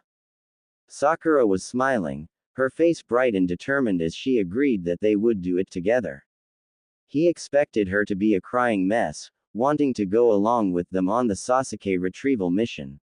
But he was surprised to find not a single tear in sight and everything about her appearance in place. She had changed from the kunoichi with no particular talent to a kunoichi worth acknowledging. The two members of Team 7 bummed their fists together, grinning like idiots. He stared around to look at the others, each of them with different expressions. Lee had a lovesick puppy expression, clearly amazed that his crush wasn't crying over her teammate. Shoji was smiling like a proud father and Shino's face was unreadable as his hood covered a good portion of his face. Kiba was grinning just like Naruto and Neji had a somewhat amused expression on his face. Am I missing something? He thought as he felt nothing at all except a sliver of anticipation.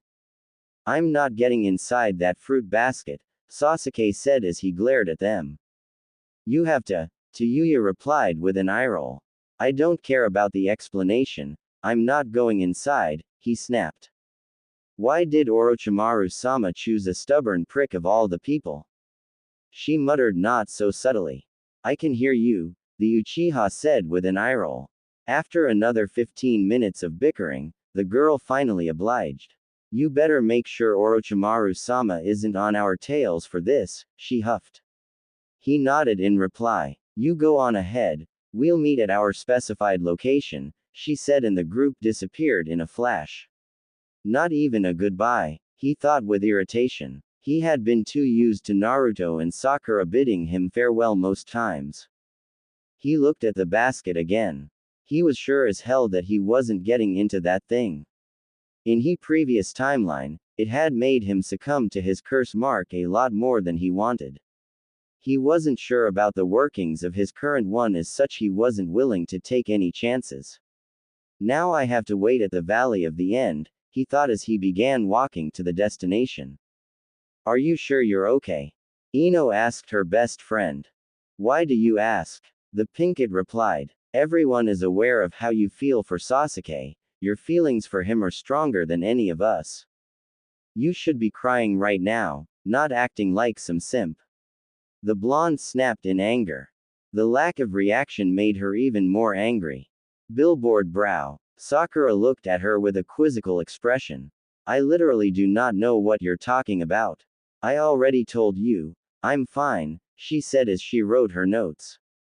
They were in the Yamanaka flower shop and Sakura was waiting for Ino to finish her shift. She stopped writing and looked at Ino, who had stopped watering the plants and was looking at her with a pained expression. Sakura, I'm your best friend. I deserve to know some stuff, she said in a hurt tone. I know I'm not part of Team 7 but, she trailed. The female member of Team 7 sighed. I already cried, Ino. There's no need for me to do it in public, she said with a comforting smile. But, I trust Sasuke-kun, she said. Her eyes were hard and Ino felt as if she was looking at an entirely different person. She's so dead set on trusting him, as if other people's words don't even matter, the blonde thought. Fine, the Yamanaka said as she turned back to tending to her flowers. Sakura was already writing. Sasuke tem. Naruto's voice rang out in the clearing. Sasuke was seated atop of Madara's head. Naruto was on the other side on top of Hashirama's. Dobi, he said as he stood up. The two had a stare-off before speeding towards each. They met in the air midway and engaged in taijutsu. They landed on the surface of the water and continued on with their fight. Neither of them used ninjutsu and both seemed content with their fighting style.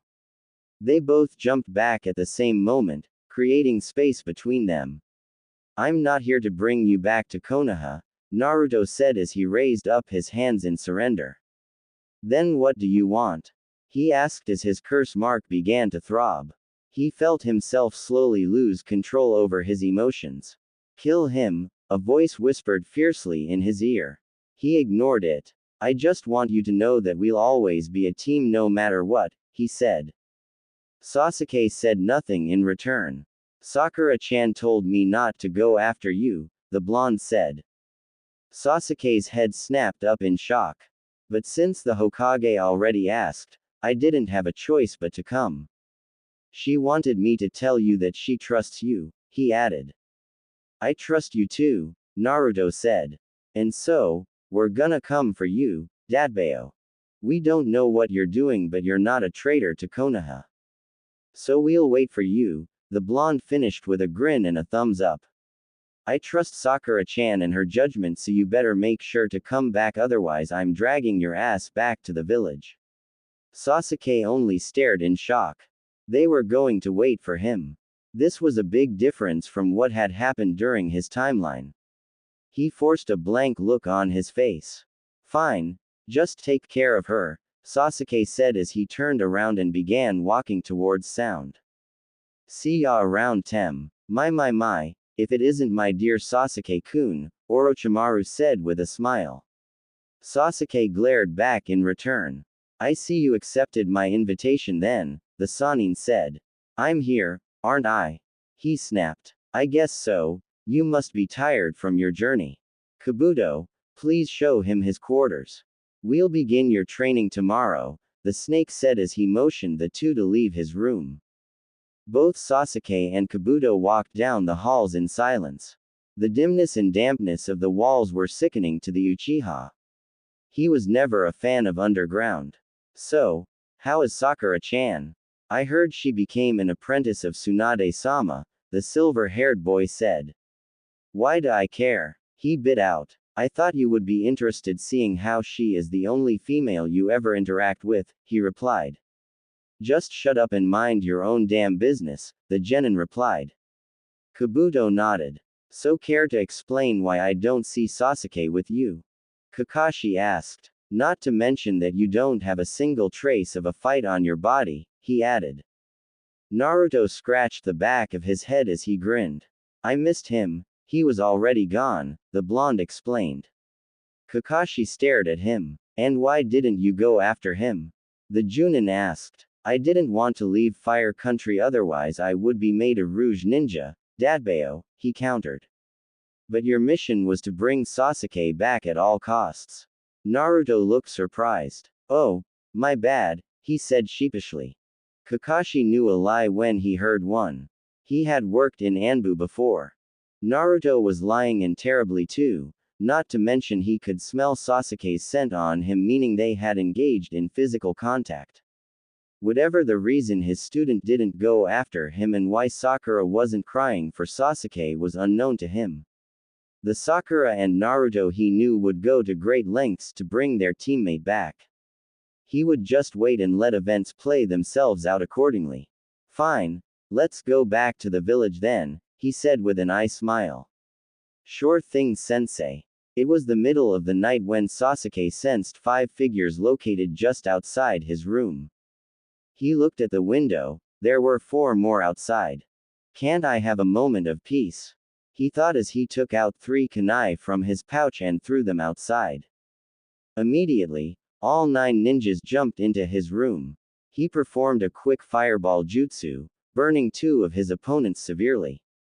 Sensing shuriken coming from behind him, he jumped up and stuck to the ceiling. He threw a kunai at another and it hit his shoulder. He dispatched another 3 using taijutsu. He put 2 under a genjutsu using his sharingan. It left only one who was standing in a corner. Sasuke glared at him. He already knew who it was despite wearing a mask. Kabuto, he growled. The figure didn't reply and opted to send several shuriken instead. The Uchiha dodged all of them. He sent a punch at him and the figure avoided it. He sent another punch which was deflected in a Hyuga fashion. A chakra-laden palm slammed into his right shoulder. Pain shot out in his entire hand. He discovered he couldn't use it anymore. Too bad he was left-handed.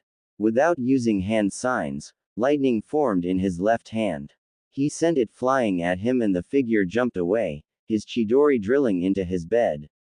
He rushed again at him, throwing another handful of shuriken at him. The masked ninja jumped up to avoid them but the shuriken changed direction, following him as he moved up. 2 of them hit his shoulder and thigh while the rest were deflected. Using a single hand sign, the Uchiha created 2 clones which sent several small fireballs at him. The ninja countered with a water-style jutsu of his own. This created mist in the room. He felt a kunai press against his jugular vein. Before he could try to negotiate, Sasuke slashed it across his neck. He gasped, eyes wide and fell down but didn't die. Instead he felt like he was suffocating. The ground below him disappeared and he was suddenly falling into a volcano of lava. The heat coming from it was scalding. He screamed until his throat was raw but nothing came out. As soon as his body made contact with the lava, he had changed location and was now frozen in an iceberg. He tried to move but he couldn't, the iceberg to get more colder by the second. He felt pressure from all sides. He was sure that he was gonna burst but instead, he was now running in a dark hallway where the only source of light was at least another country away. He continued on running, he was near yet he could not reach it. Plus he was bone tired. This couldn't be real, it wasn't real. He muttered a weak kai, dispelling the genjutsu. Kabuto found himself outside Sasuke's room, bound and gagged. His mask had been torn off. Beside him lay a note. "Bug off," he read. He smirked. That boy was something else. "Good morning Sasuke-kun, I hoped you enjoyed your sleep," Orochimaru greeted him in the morning as soon as they entered his room with Kabuto in tow. "Why did you send those ninjas to me?" he growled. "Why? I was just checking to see if my apprentice was in top shape," the snake said. "Couldn't you wait until today?" he asked. "A ninja's life is unpredictable. You should always be prepared for anything. I'll be teaching you all that, it is what you came here for after all," the Sannin replied with a smile. Sasuke rolled his eyes in return. "The only reason I'm here is for me to defeat my brother and control the curse mark. I have no loyalty to Sound or any hidden village so don't expect any," the Uchiha said with glare. "I wasn't expecting any," was the reply. "Let us begin your training." "You're leaving?" Sakura asked disbelievingly. "Well, not leaving entirely. I just have to train with Ero Sennin for a while. Plus there's a criminal organization hunting people like me so I have to stay protected," Naruto tried to explain. "People like you? You mean that power in the Forest of Death? I've never seen anything like that," the Pinkett commented. "Yeah, I'm a Jinchuriki, of the 9 tails, Dadbao," he said lowly. Sakura stared at him. "It's not common knowledge among our generation but the adults know it which is why everyone was sorta cruel to me cause I'm carrying a demon," he looked at the ground. "I asked Ero Sennin if I could tell you so that you'd understand." "Sasuke Tem already knows," he added. Sakura smiled. "It's okay Naruto. I understand, thanks for telling me and trusting me," she said. "I'm sorry for having to leave you all alone in the village." With Sasuke gone and Kakashi-sensei a Junin, you won't have your team around, he said apologetically.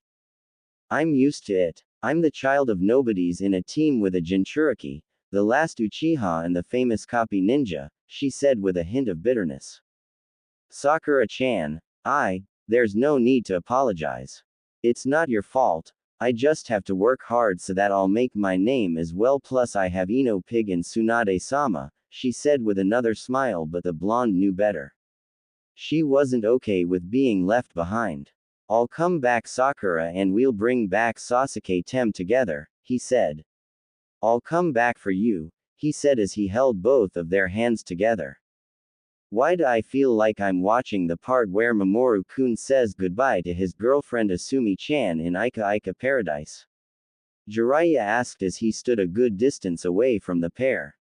It's kinda similar though. They weren't a couple by then. Mamoru-kun didn't want to confess yet as Asumi-chan was suffering from heartbreak since Haru-kun left her, Kakashi piped in. Both adults shook their heads in pity. The two teammates stared at each other. Sakura's eyes glistened with unshed tears. Just make sure to eat healthy, okay? And don't forget to do your laundry. Don't read Jiraiya-sama's books at all costs, she said as she wiped the tears which fell from her eyes. I'll be back, Dadbao.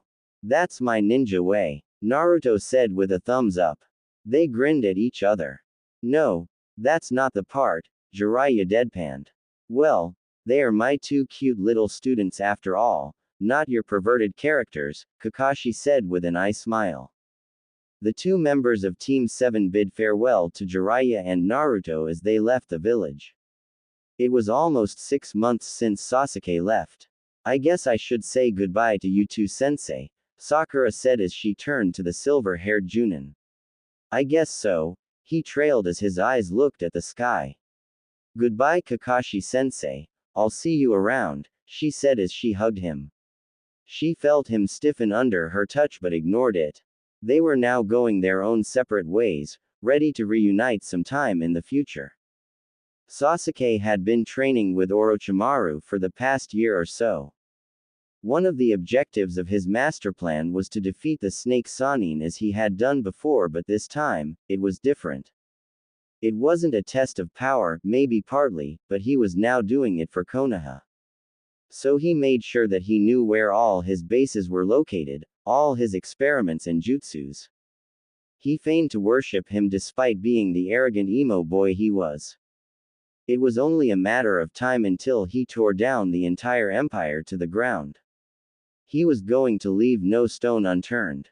He documented all his discoveries, memorizing them with his Sharingan before writing it down and sealing it in a scroll. He then gave the scroll to Garuda, his hawk, who would take the scroll back to his summoning world. Another year and he would start destroying his empire bit by bit.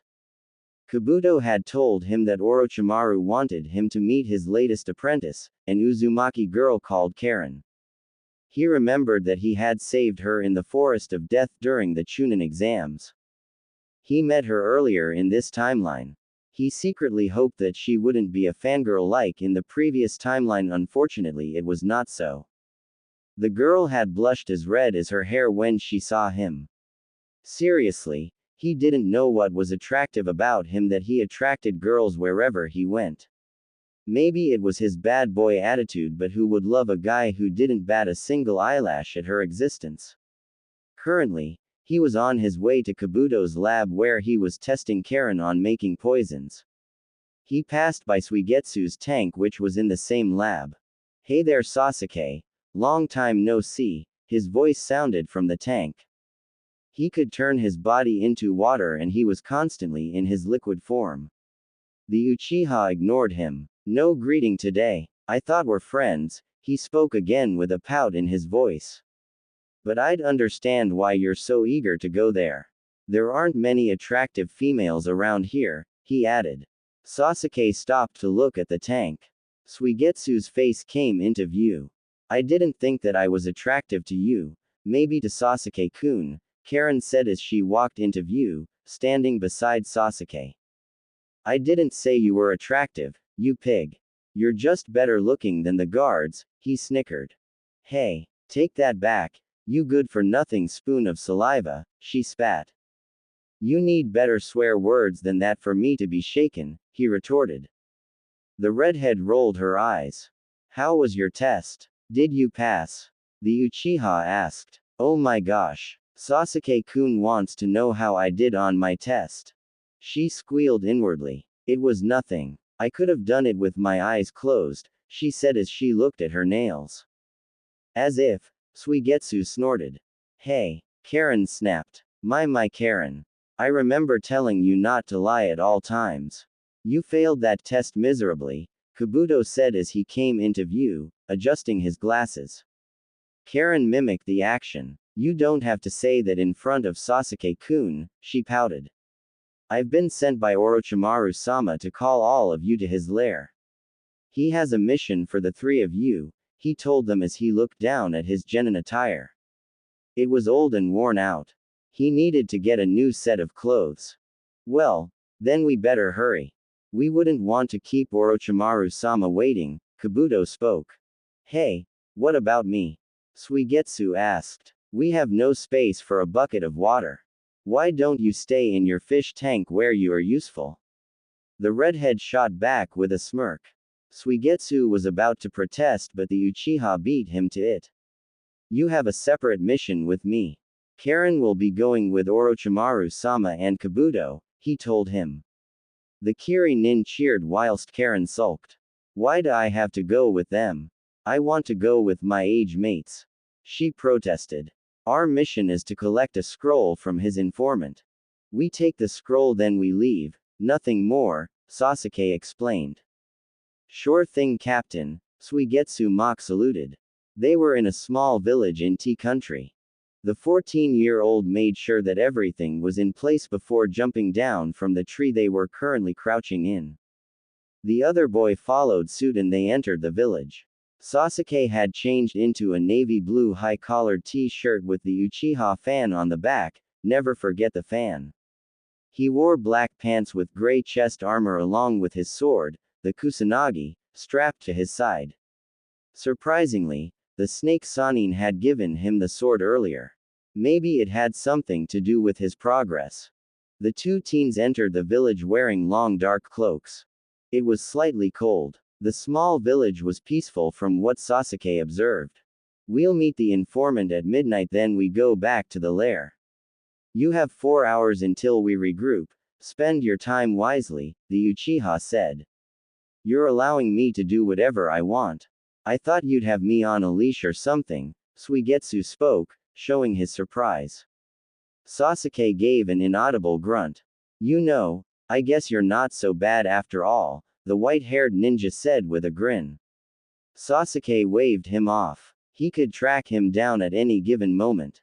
He passed by a stall which was selling Anko dumplings. You look like you need Anko dumplings, my boy. Here, try one for free, the old woman said as she stretched out her hand.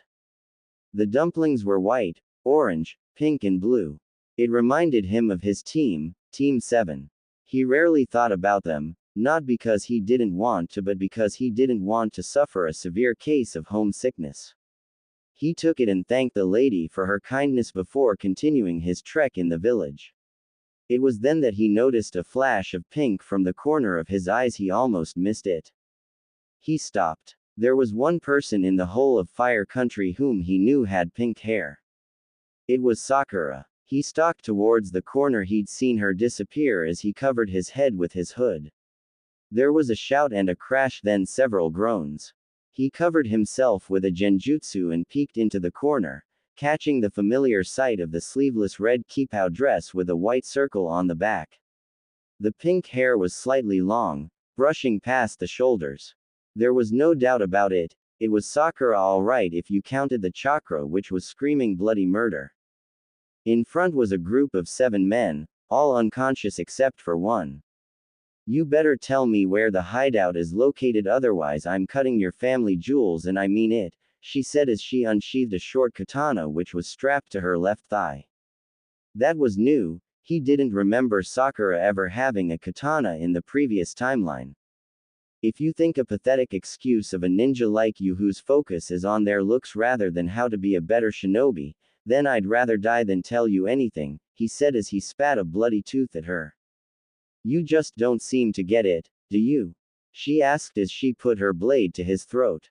The hideout is just north of this village, at an abandoned warehouse which was used by Orochimaru. It's for housing captured girls for experimenting on recreating genes, she told him monotonously. How did you? He trailed as his eyes widened fearfully. I was confirming something and you did the job for me, she said as she slashed her katana across his throat, blood spurting all over her dress. I can look pretty while kicking ass, you scum, she said as she kicked his lifeless body. Damn, I got blood all over my dress. I have to get a new attire, she muttered as she wiped the blade on her dress before sheathing it. She turned around. You don't have to hide. I know you're there. You can't hide from me using a genjutsu, she called out. Sasuke dispelled the genjutsu and came into view, with the cloak still covering his face. Who are you? She asked as she put one hand on her hip. My identity doesn't concern you, he replied in a clipped tone. Does that explain why you were spying on me? She said as she walked towards him. However, instead of stopping in front of him, she passed by him. His Sakura would never do that. She wasn't aware whom she was speaking to. Aren't you going to dispose of those bodies? He asked as he flash-stepped to walk beside her. No, if the others find them, it's all good for me.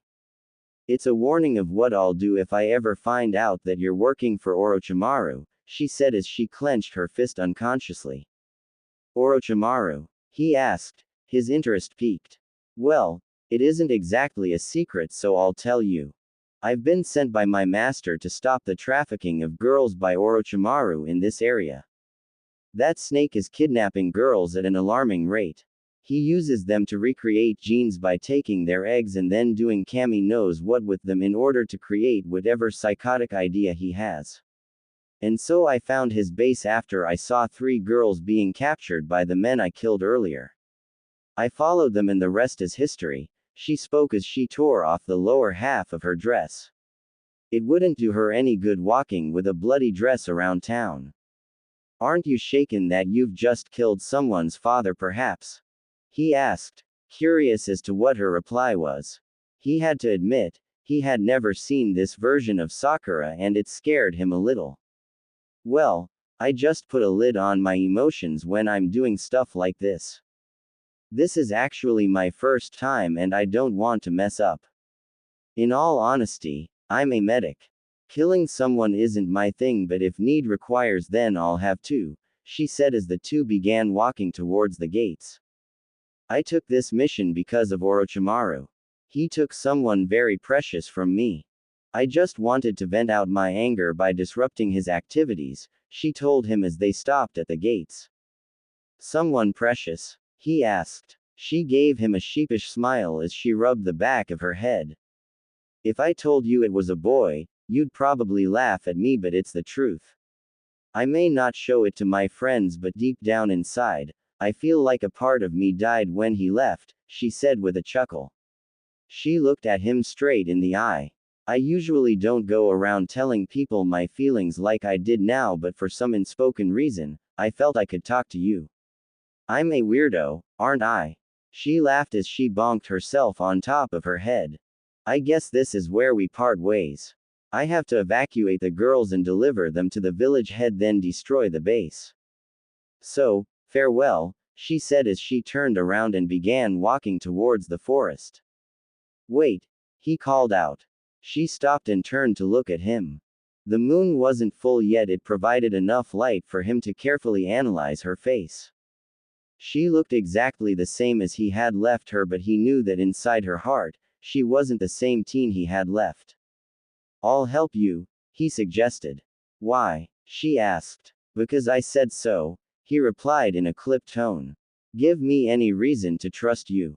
For all I know, you could be working for Orochimaru himself and have been sent to kill me or you're just an enemy ninja, the kunoichi retorted as her eyes narrowed perceptively. I'm neither of those, Just a nobody who shares the same interests as you, he replied. And what are those? She asked. I want to destroy Orochimaru's empire. She had agreed that he could join her on the condition that she would kill him if he did anything funny. Deep down inside, she knew she stood a snowball's chance in hell against him if his chakra reserves were anything to go by, but she had to appear tough.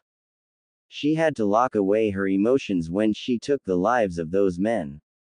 If that boy hadn't been spying on her, she would have broken down in a fit of tears. I'll take out the guards.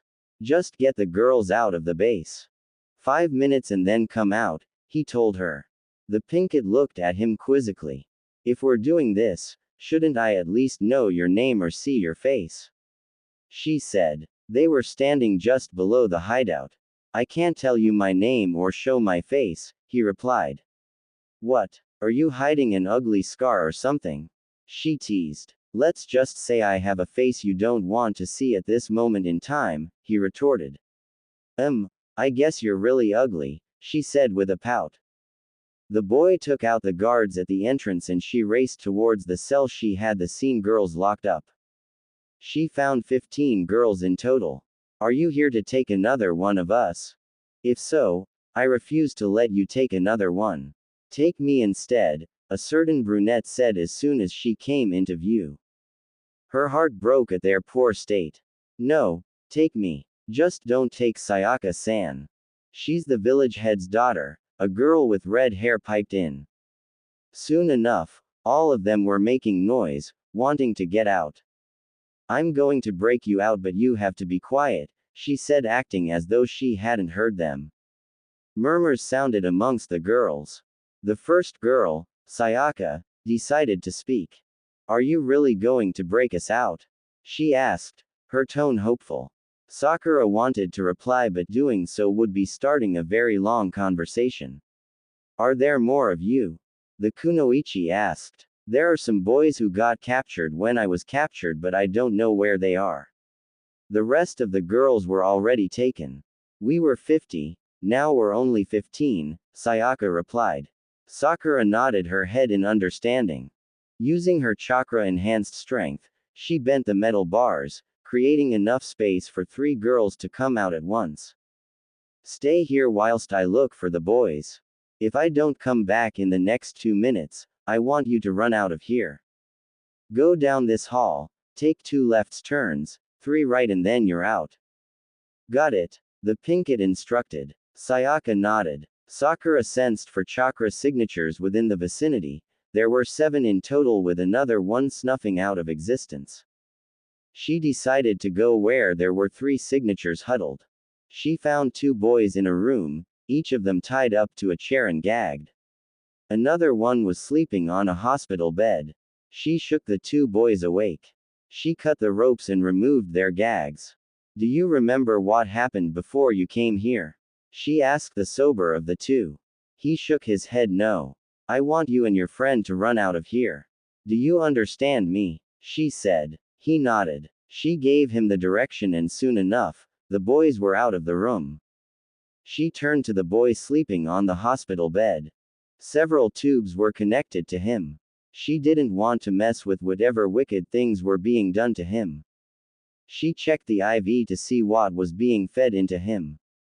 As soon as she touched the bag, his eyes snapped open. Immediately, burn marks began to spread all over his body. She knew those marks like the back of her hand. It was a curse mark. She jumped away at the exact moment a clawed hand was swiped her way. The boy suddenly appeared in front of her with crazed orange eyes and a menacing grin. He spun and kicked her into the wall. Her back hit the wall with a loud crunch and she swore her spinal cord had snapped in half.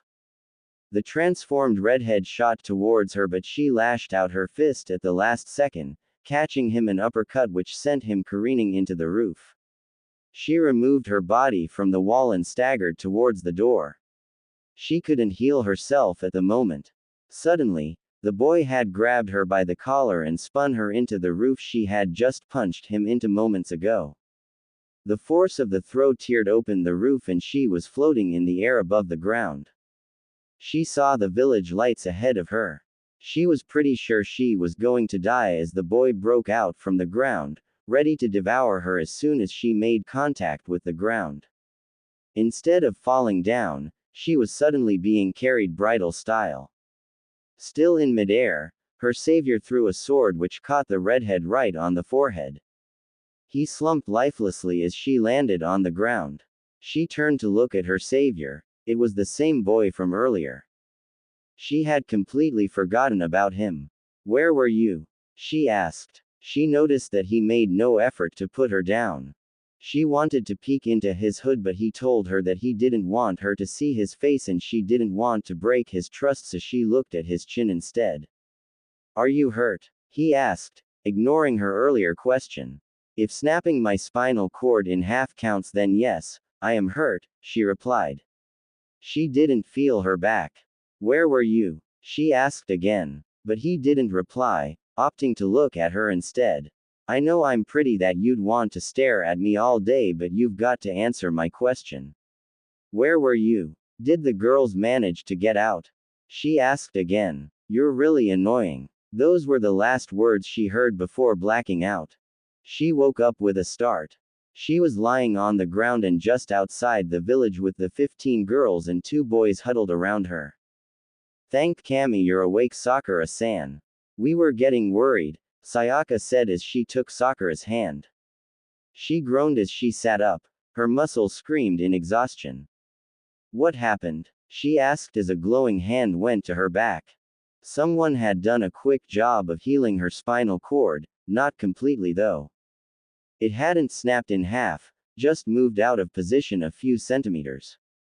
Shinobi-san healed your back and made sure that we were all out of the hideout before destroying it completely, Sayaka replied. Sakura nodded her head in understanding. She would finish her back later. Is anyone hurt? I'm a medic and I can heal you, she said as she stood up. We would never impose on you, Sakura-san. After all you did for us, you deserve to rest. I'll ask my father to have a room made for you so you can rest. We'll let the village medics take care of us, Sayaka said reassuringly. She let out a deep sigh. If it hadn't been for that shinobi, she'd most likely be dead. She still hadn't improved after all. She was still weak and useless. A sudden thought came into her mind. Who told you my name? She asked. She never uttered her name to anyone during the entire ordeal.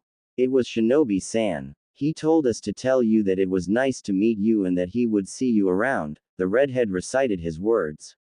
Sakura held her chin in thought. I never told him my name.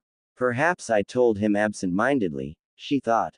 Okay. Let's go back to the village, she told them. Damn Sasuke, you were late by at least 2 hours.